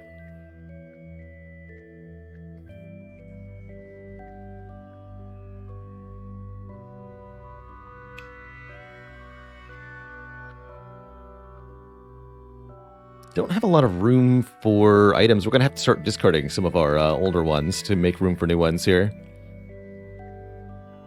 Definitely don't want to get 2 new items for that reason. We could potentially use Spark to gain more mana. I don't think mana gain cleave is going to work the way that I want it to. So I'm going to pick Anvil here.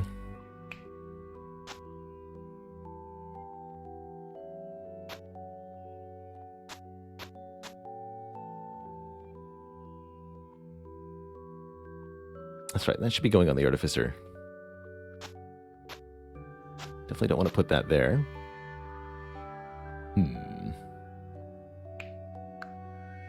Decent on Stalwart? Actually not sure who I want to put this on.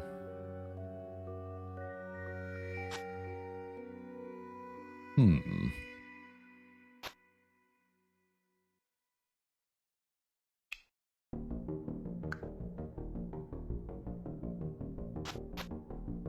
Ah. Cheaty cheaty. I like that.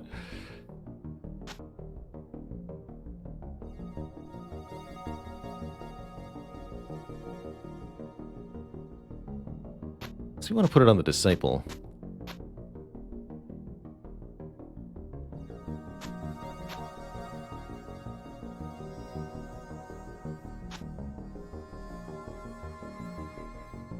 But then the sinew has to go itemless here.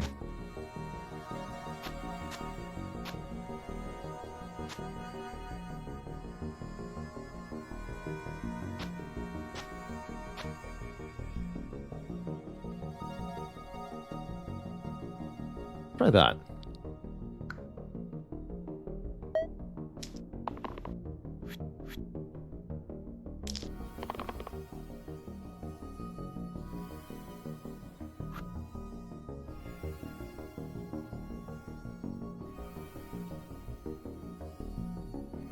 Do I have any way to do damage 5 times in one turn?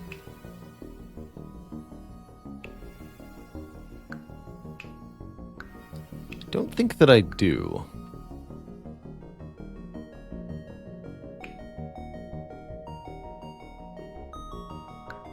Back.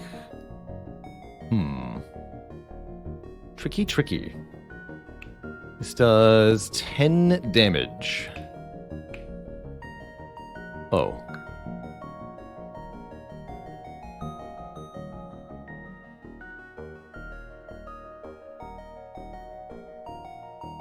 Yeah, this game has very scary incoming damage numbers at times.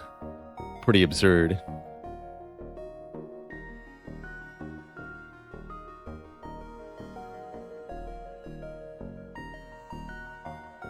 So no, I think the answer is we cannot KO the Hydra by hitting it 5 times.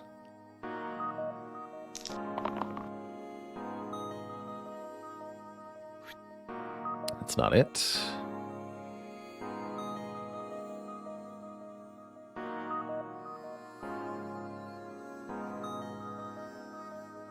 If I roll the 6 damage, I can kill the Caw outright, so I'd really like to roll for that. Aha, got it. Jackpot, as they say. Bink.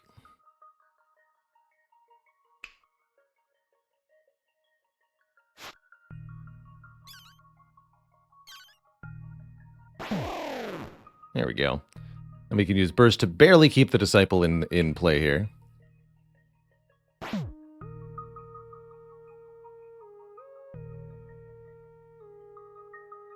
So am I seeing that right? Glow will allow the Sinew to do? No, it will not.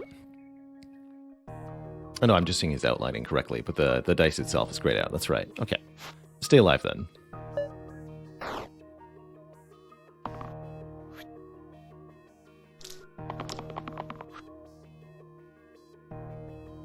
Damage, single-use self-heal. Sure, that's the good side. Double shield and +2 mana. Those are all pretty good rolls.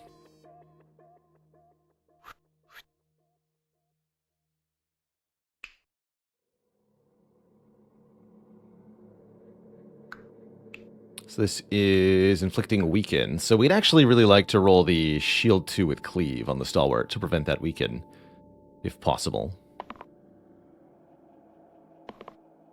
Well, I asked for that. Fair enough.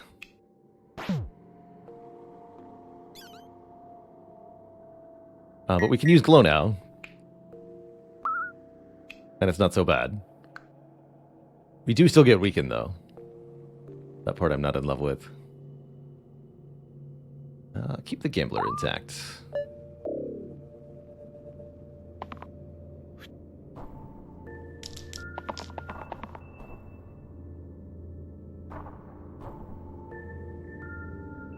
Let's try that again. That's more like it.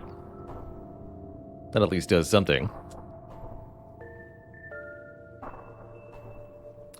You know, on days like these, I really miss drop.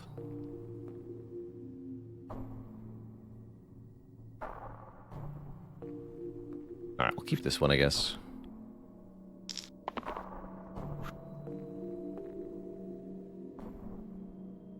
We're just shy of a kill, right? We can do 2 plus 2. Not quite it. Not quite it.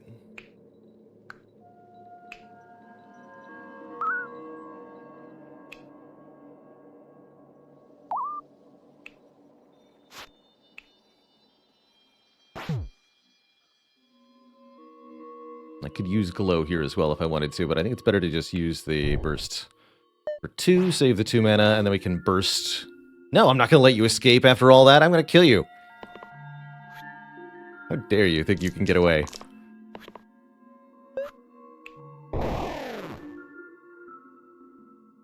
Oh dear, it's Torrentus. This horrifying monster. There's no way to defeat Torrentus without losing at least one of your heroes, as far as I'm aware, because when you remove this orange hit point from Torrentus, the topmost hero is devoured instantly. Spooky. Very spooky. Are we Gambler or are we Dancer? 1 damage cantrip. Gain a reroll cantrip. 1 damage cantrip. 1 damage to all enemies. Rampage Pain. Can be reused if it was lethal. Oh my. That would be a really good time to have that. Or Bash. We're upgrading our Sinew. The Bash says 5 damage to the most health enemy. 7 damage exert. 2 damage. Bonus equal to their shields. Can you give double steal?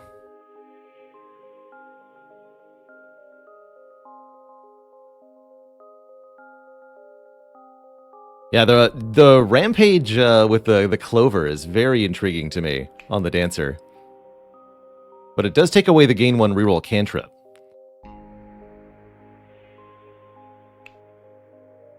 Stun an enemy. Also pretty spicy. I'm really liking the Bash as an upgrade to our Sinew. These 4 damage exerts are just really not cutting it these days. Let's do that.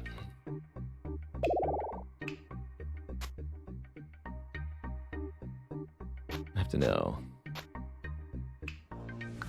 No, it just is a waste of the item. Got it. That's right, there's a boss every 4 floors, so this is our penultimate boss. There's going to be one more mega boss at the end.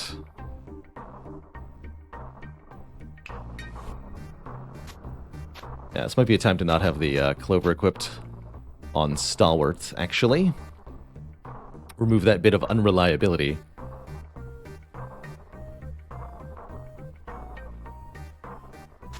Okay, that looks good.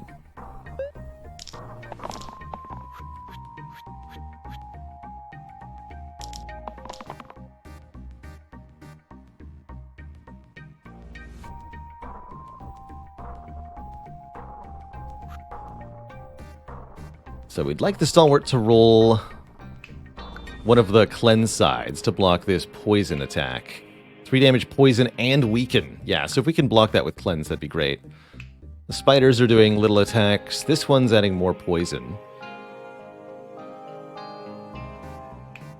And I think just doing 5 with the Bash is a great idea right now. Let's reroll these 3 sides. I would love to be able to cast Blades in this fight. This is where the Blade spell is putting in the work. There we go. Shield 3 cleanse on the Disciple is what we want. Does the Gambler gamble, or do we take the 3? Pretty willing to take the 3 at the moment.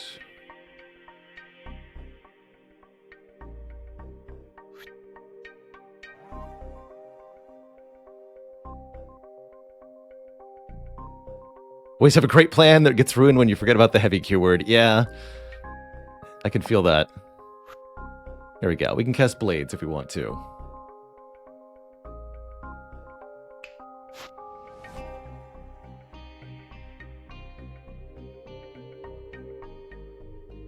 This has to target Torrentus.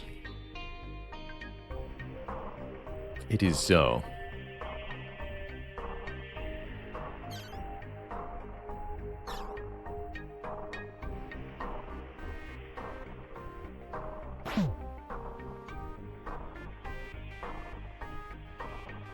So I could just do the damage to Tarantus and anticipate playing casting Blades again next turn to wipe the board. That feels like the way to do it, is to just rush down the boss here.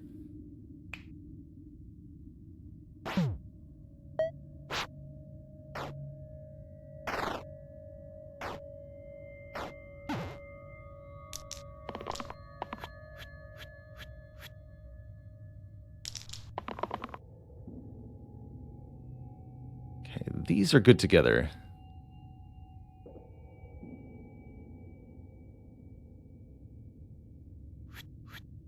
I'll keep those two. Oh, and this is also good with this, so we can make this a heal for double use, which is quite potent. So let's lock these three in. Try rerolling these two. Oh, good. Okay, we do get to cast Blades again. I was a little worried we weren't going to roll that successfully, but here we are. Excellent.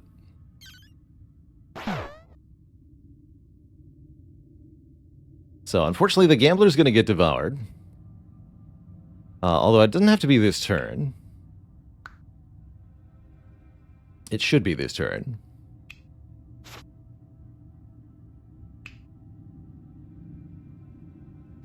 Also, is the Stalwart also going to die? The Stalwart is also going to die. There does not seem to be much I could do about that. Spooky.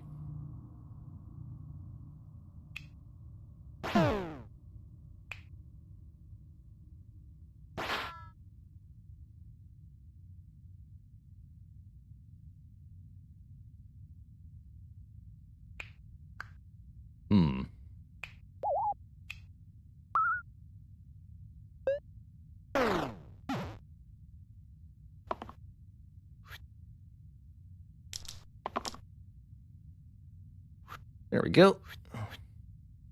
Can even do a revive if we want to. Welcome back, Gambler. Bloop.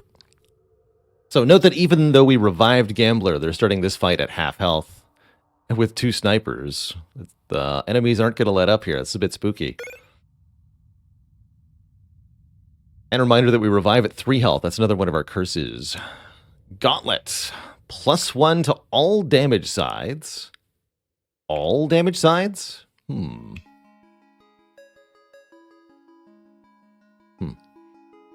Or the Iron Blood Pendant. +3 to incoming healing and shields. Wow. Oh man, that's insane, actually. Because of the steel keyword that we have as well. Well, I'm going to take that. That's crazy. But who wants it? Easy peasy on the Iron Blood, on the Stalwart, I suppose, right?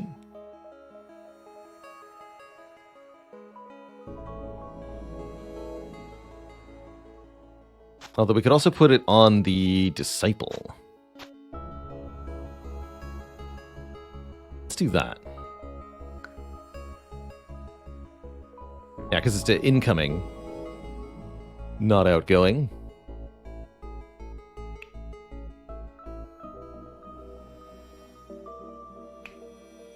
If we want to use Bash's steal ability, we have to put it on Bash, but then we have to have somebody else have no items slot. No items equipped, and I'm not 100% sure who I'd want that to be right now. I guess I could unequip the items off the Disciple.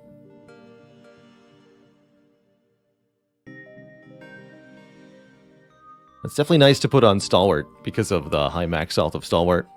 Let's try it this way for one fight. See how this goes. I'm sure we're in for a heck of a time here.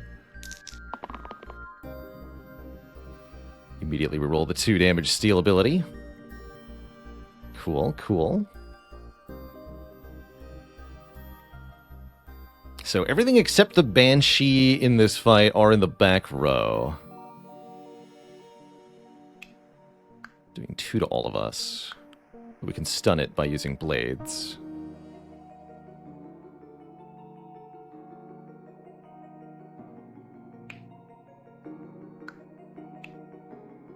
This is 3 damage poison.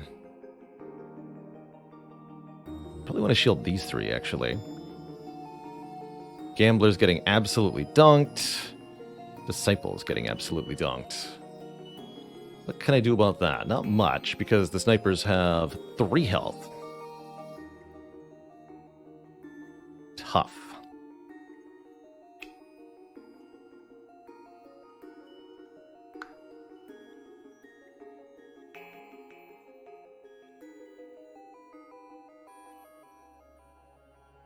Yeah, we won't be able to cast blades 2 times until next turn, is the problem. So these snipers are... they're sniping.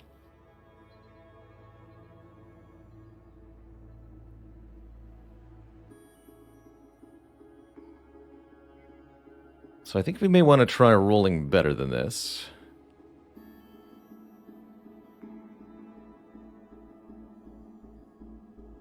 Do 4, 7... so close. I can do 9 damage with the current dice, so I can't kill the Banshee. How's it going, Plungabana? We have not won any unfair runs yet, but this is a pretty successful run so far.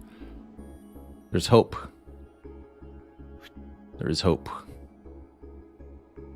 So I guess we try to roll the better damage side on the Gambler. That's probably one of the best ways to do this.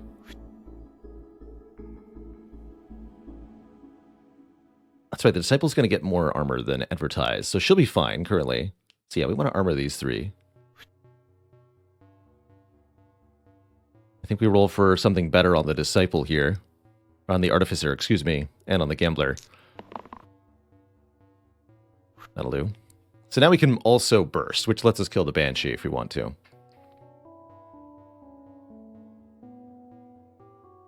That should be good enough then. So we do...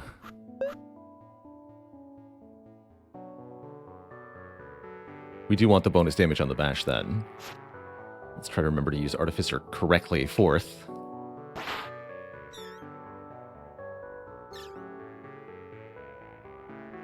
Here we go. Raw.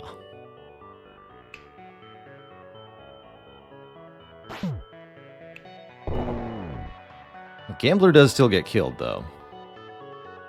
But I think that's going to have to be fine.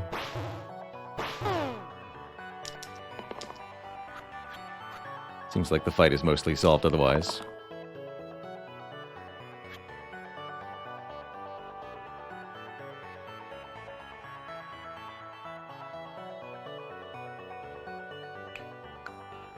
Is 2 damage. That kind of works.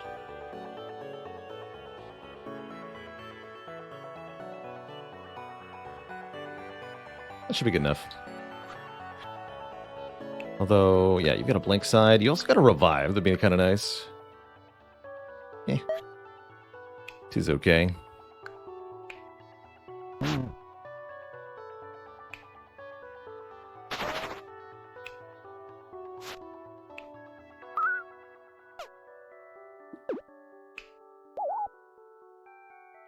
Oh, right. That's the...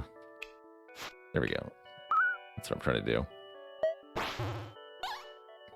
Yeah, get out of here. All right.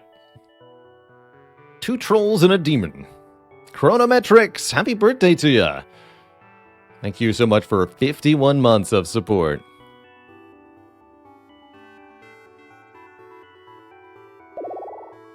Ooh, the sharp shot. Kill an enemy with 5 or less health. Bunch of 3 damage ranged. 2 damage ranged copycat. Copies the keywords from the last used dice face this turn. Interesting.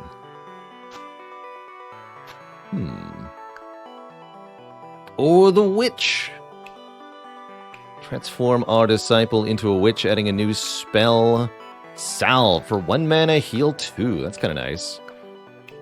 Heal 1, boost, +1 to all target sides. A +3 mana side. Reduce negative effects by 5 with a heal 5 cleanse. Heal 3 cleave. And a 1 damage weaken. Ooh, I like the witch a lot.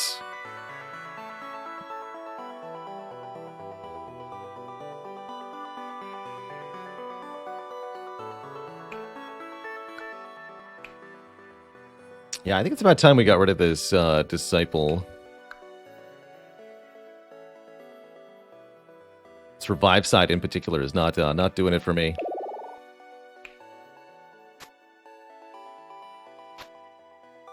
Actually, would not mind using the lucky pendant here to make this a heal 3 cleanse and a +4 mana side. That's enough then to cast the Artificer's spell all on its own.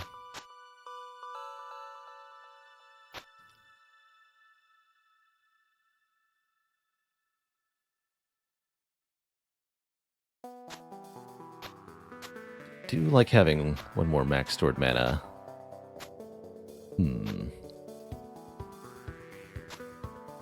Feels bad to have the anvil unequipped for the moment, but I think that's what I'm going to roll with temporarily here.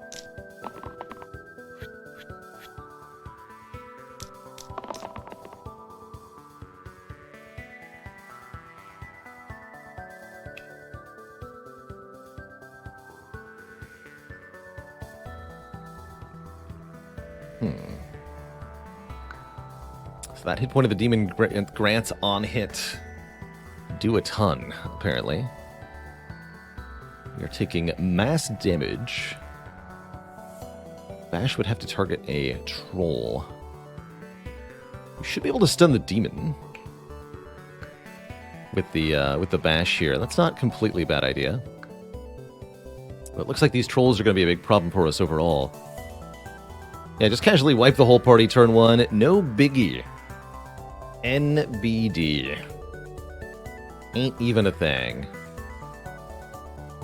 And thankfully, Salve here is going to be awesome. We can heal 2 for 1 mana. This has no cooldown. So this 4 mana side is heal 2 4 times, which is going to help a lot with stuff like this.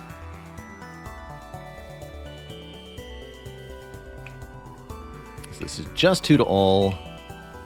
This is 2 to all. And this is 3 cleave. Okay. Remembering the trolls heal for 1. So this is a good sign to keep for stalwarts. The weaken can be quite nice, because we can... this is going to block 1 to all. We could definitely do better. What other sides do you have? Heal 1 boost is going to be really good. Alright, I'm going to reroll the witch here. Keeping stun seems quite reasonable, though.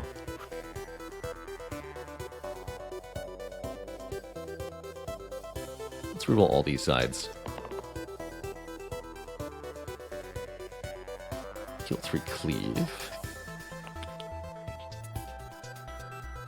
3 damage, self-heal.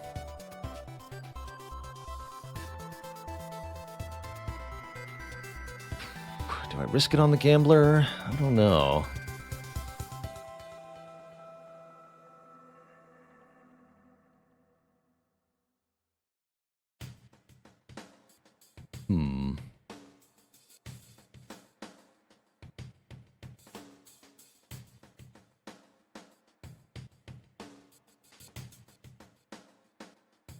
I think we have to keep that. Let's reroll this, though.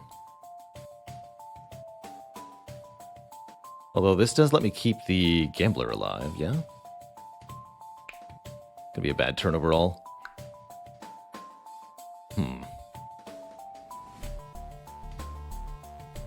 Alright, yeah, let's just lock this in.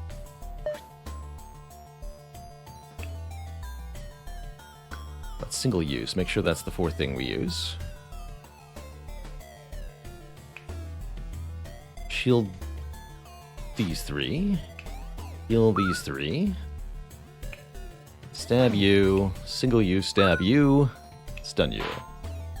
Okay, that's not too bad.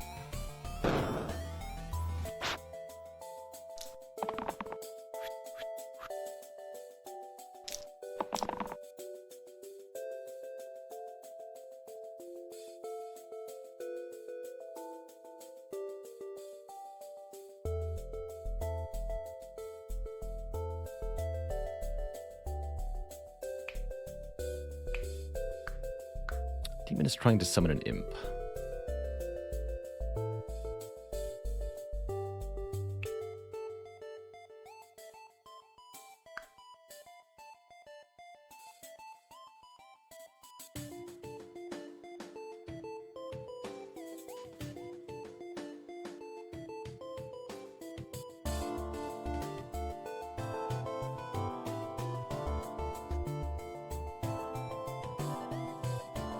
We need to do more damage, though. Gambler is really our main source of damage here. We don't have a whole lot of ways. Well, the bash, too. We would like for the bash to roll some decent damage here, actually. So I'm going to reroll out of this stun, I think. What does boost do? It's going to improve the base value of another character's side. So we can do some interesting stuff with boost. I think I might rather have a weaken this turn. Reroll.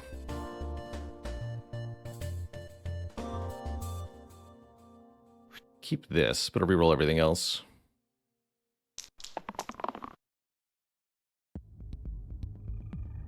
Okay, that could be a lot of damage. What's damage equal to current mana? Oh boy. Okay, we didn't blank out. That's good. That's good. That looks excellent, actually. The bash can do tremendous damage with the steal effect here if we want to, and they're being targeted by basically everything, so good. Good. I actually want to know how this works.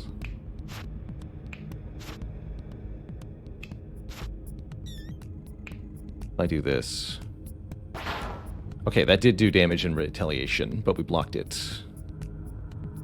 Neat. So that's a way to get rid of the demon. That's probably how I want to play this turn. We can use the mana to stay alive.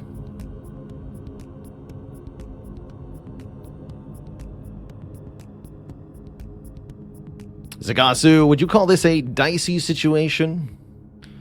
Or is that a bald-faced lie?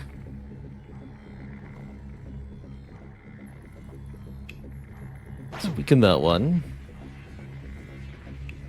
Heal here. That's all we need. We should use one more heal. Keep the Artificer in it. Okay. No refunds.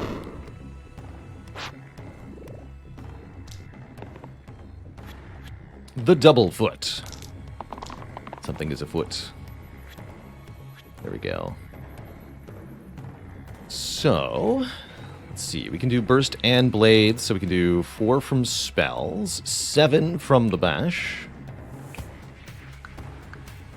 which is 11. We need 4 more to get a kill, yes? So really only the gambler rolling the good side will do that. The 3 cleave seems really good right about now.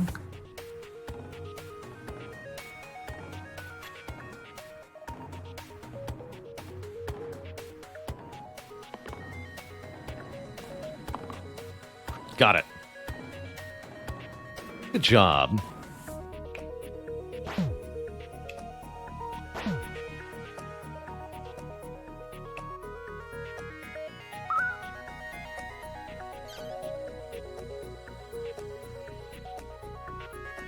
We'll just burst it to kill it. Like a double salve. Gambler. Block here, block here. Situation under control. Or it was, anyway. Not looking so great now.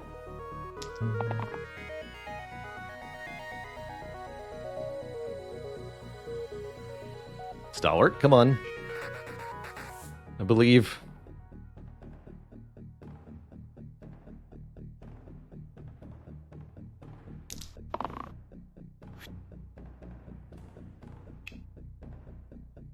This is the heal 3 cleanse. Got it.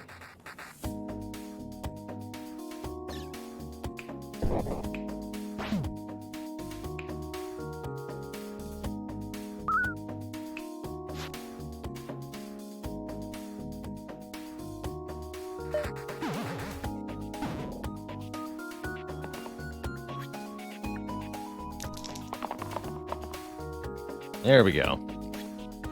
Look at all that meta. Beautiful.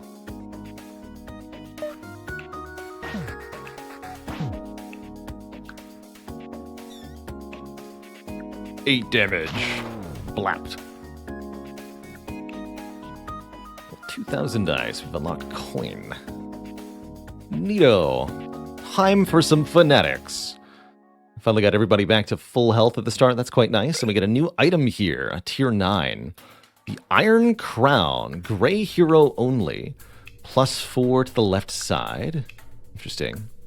Or Bullseye, add engage to the middle column. Double damage to targets on max health. You mean I can make the bash 10 damage?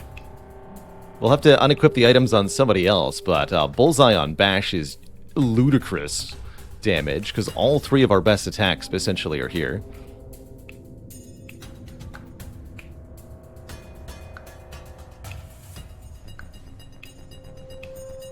That doesn't work on Artificer. Does work on the charged one, though. That's kind of cool. But yeah, the Bullseye on bash is absurd here. So we're gonna figure out how to make this work. Fortunately, we can't double benefit that. What else item would the bash like, then? This doesn't work with... no.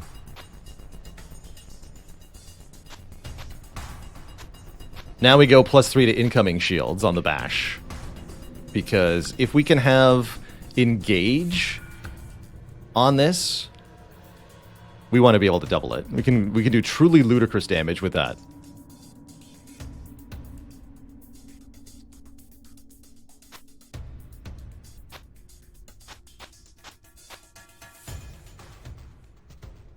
I think that means I'll just go no item on the witch then. For now. Keep the anvil and the clover unequipped. That feels right. Yeah, Bullseye's a complete game changer. We should be able to one-shot one of these fanatics. Painzor, thank you so much for the 195-man raid. Welcome, welcome, everybody. You're joining us just in time for the exciting conclusion of what could be our first unfair victory. To give you all an idea of what's going on, this run of Slice and Dice took the route of many, many tiny curses rather than one big curse. So we have a whole bunch of small penalties that are adding together on this unfair run. The important ones to remember, we can't use burst more than once per turn. All of our heroes take damage every other turn. And don't forget, we die on the end of turn 8. No biggie, right? Everybody dies. Easy.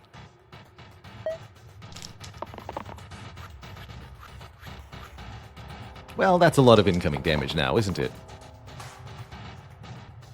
Alright, there's a 10 damage. 10 damage attack, anybody?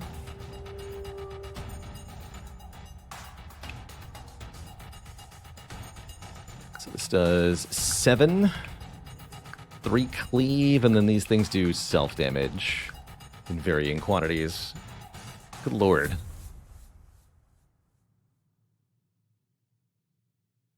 That's true. Doom is only 8 damage. Wouldn't mind weakening this call. Weaken's okay here. It's only the 3 mana side. I'll just lock in the weaken. Stalwart would rather roll any of the other block sides. If and one reroll. Okay, lock that for sure. Lock that. This is passable. This plus this lets me actually kill a fanatic successfully, so let's do that. We can kill one fanatic and we should be able to stay alive. Looks like we want to kill the one redundantly targeting the Stalwart. Kill this one.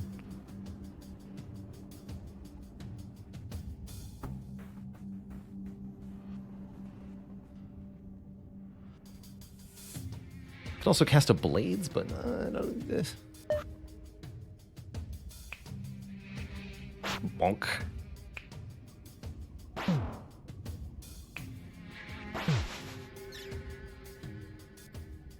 Okay, so here's where things stand. The Stalwart can keep both the Gambler and Artificer alive, which means I am allowed to just cast Blades. Let's do it.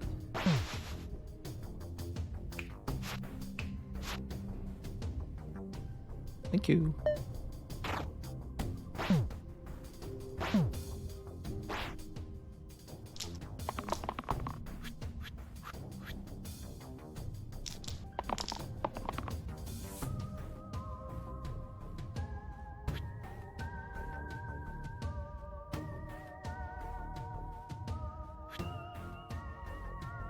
So the basket gets 5 shields, and then this kills something.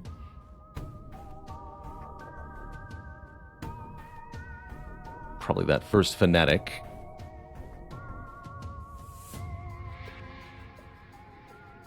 I'd like the artificer to roll something else. Heal 5 does seem kind of useful this turn, though. Although 1 damage would also be useful.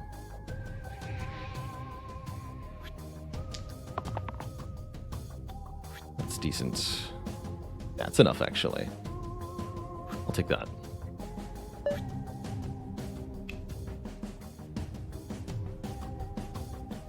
Lock these 3. You kill this. You kill this.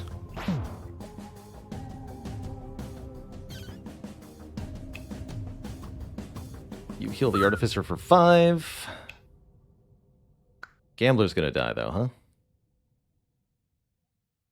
I guess I'm okay with that.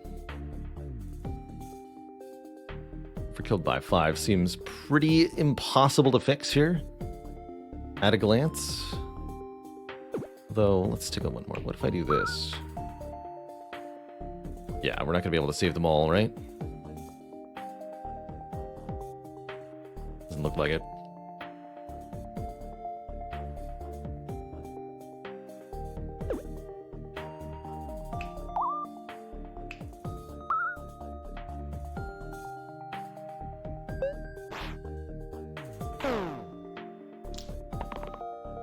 Could I have killed one of them there? I had lethal. I completely missed the fact that that was available. We'll do good damage.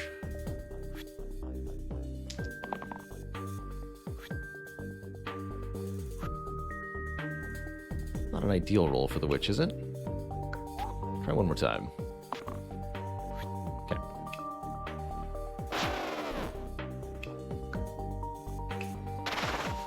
Not quite a kill, huh?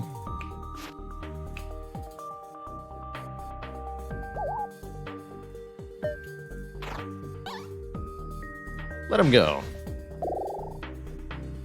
Alright, we have a little bit less health on the Gambler for the dragon fight. That is a bit of a scary thing.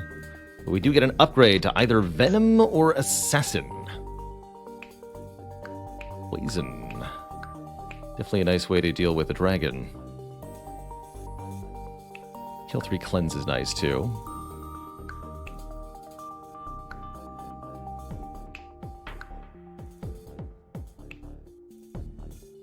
Assassin is going to give me a way to deal with the archer, which seems really nice. This also has poison.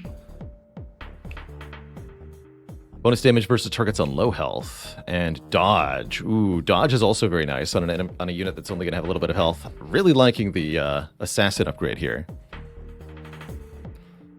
Dragon's certainly the easiest of the 3 bosses. I know that the other one is Hexia. What's the third option for final boss? I don't think I've seen that one. Or maybe I saw it in the first run? Can't remember.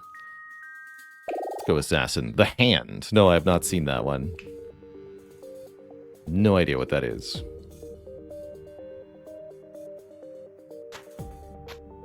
Alright, is there any use for this egg anymore? Theoretically, it might do something on the Artificer. Yes. Think about that for a moment. So we don't want to use the arms on the Artificer anymore. I don't think we're going to have those equipped. Bonus on the poison is interesting. Bonus equal to shields on... This is also pretty interesting. The potential to double there. We just discard the egg. Oh, No, let's well do it this way then.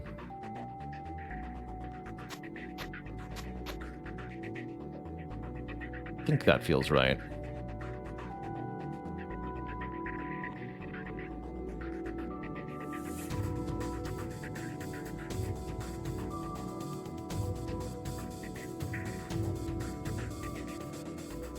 Okay. Our hand is unlocked with a 2 streak on hard. Gotcha. Hand gives your whole team +1 to all sides. Wow. That I've got to see. All right, here goes. Maybe should have checked what the dragon can do. I like a poison breath, though. We can probably stop that. Assassin is not being targeted this turn. The bash could stun the Caw. So what are the dragon's things? 15 damage to our highest health character. 5 damage to everybody. Or a 3 damage poison cleave, which is what the stalwart is good at countering mostly. Definitely keep that. Might go for the heal 1 boost to try to improve the stalwart's cleave or something.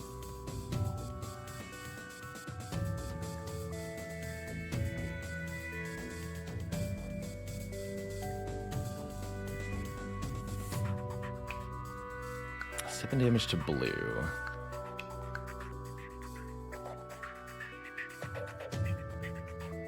I can use blades to kill the archer.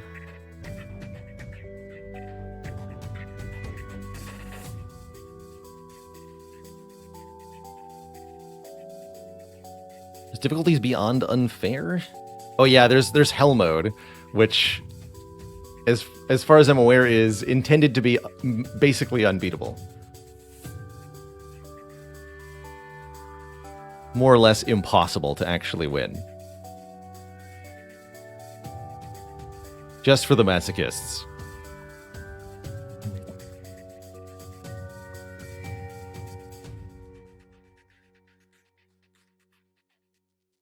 I'll hold this for the moment.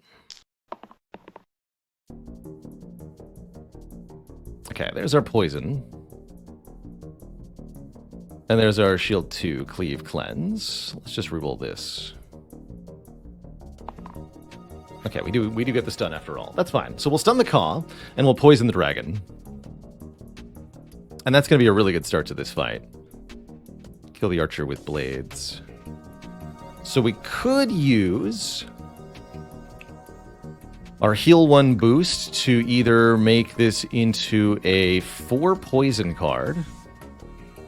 Against the, against the dragon, but 4 poison damage per turn against dragon. Or we can improve the stalwart's cleave cleanse and completely block the poison breath, which I think is what I want to do here.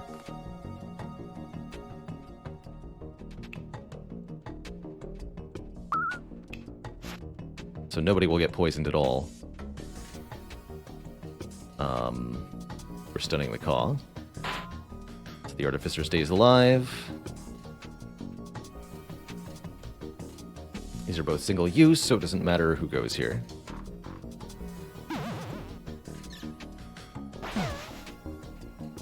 Beautiful.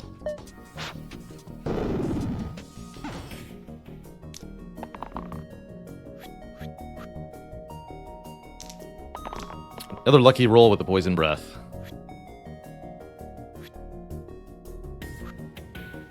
Really lucky rolls in general here.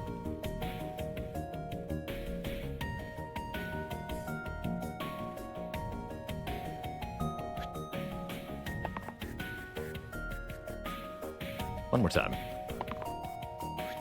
Cool.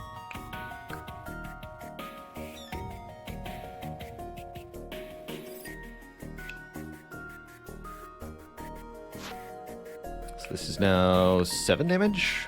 7 damage. So I can kill the Caw or hit the dragon really hard.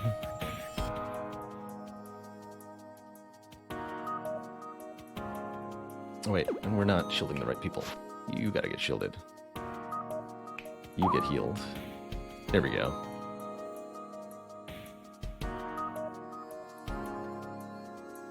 And she'll live as long as we just take out the bones. Okay. Let's do that.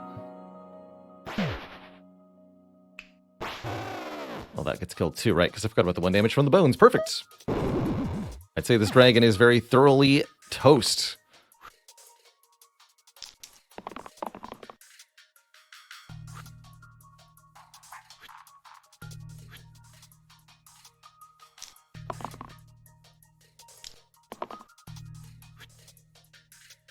Easy peasy.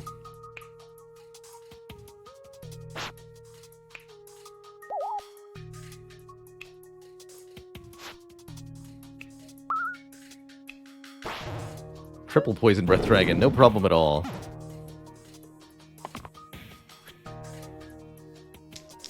It's all it wants to do.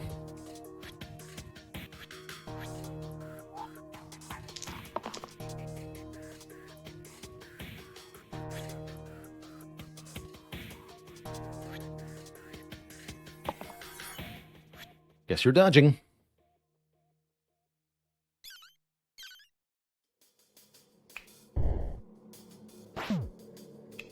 Stun the dragon. Not fair! Stun an enemy with 20 or more max health. Unlocks the Wand of Stun. Easy. Easy peasy. GG! There's our unfair victory. That was a lot easier than the previous attempts I made it on.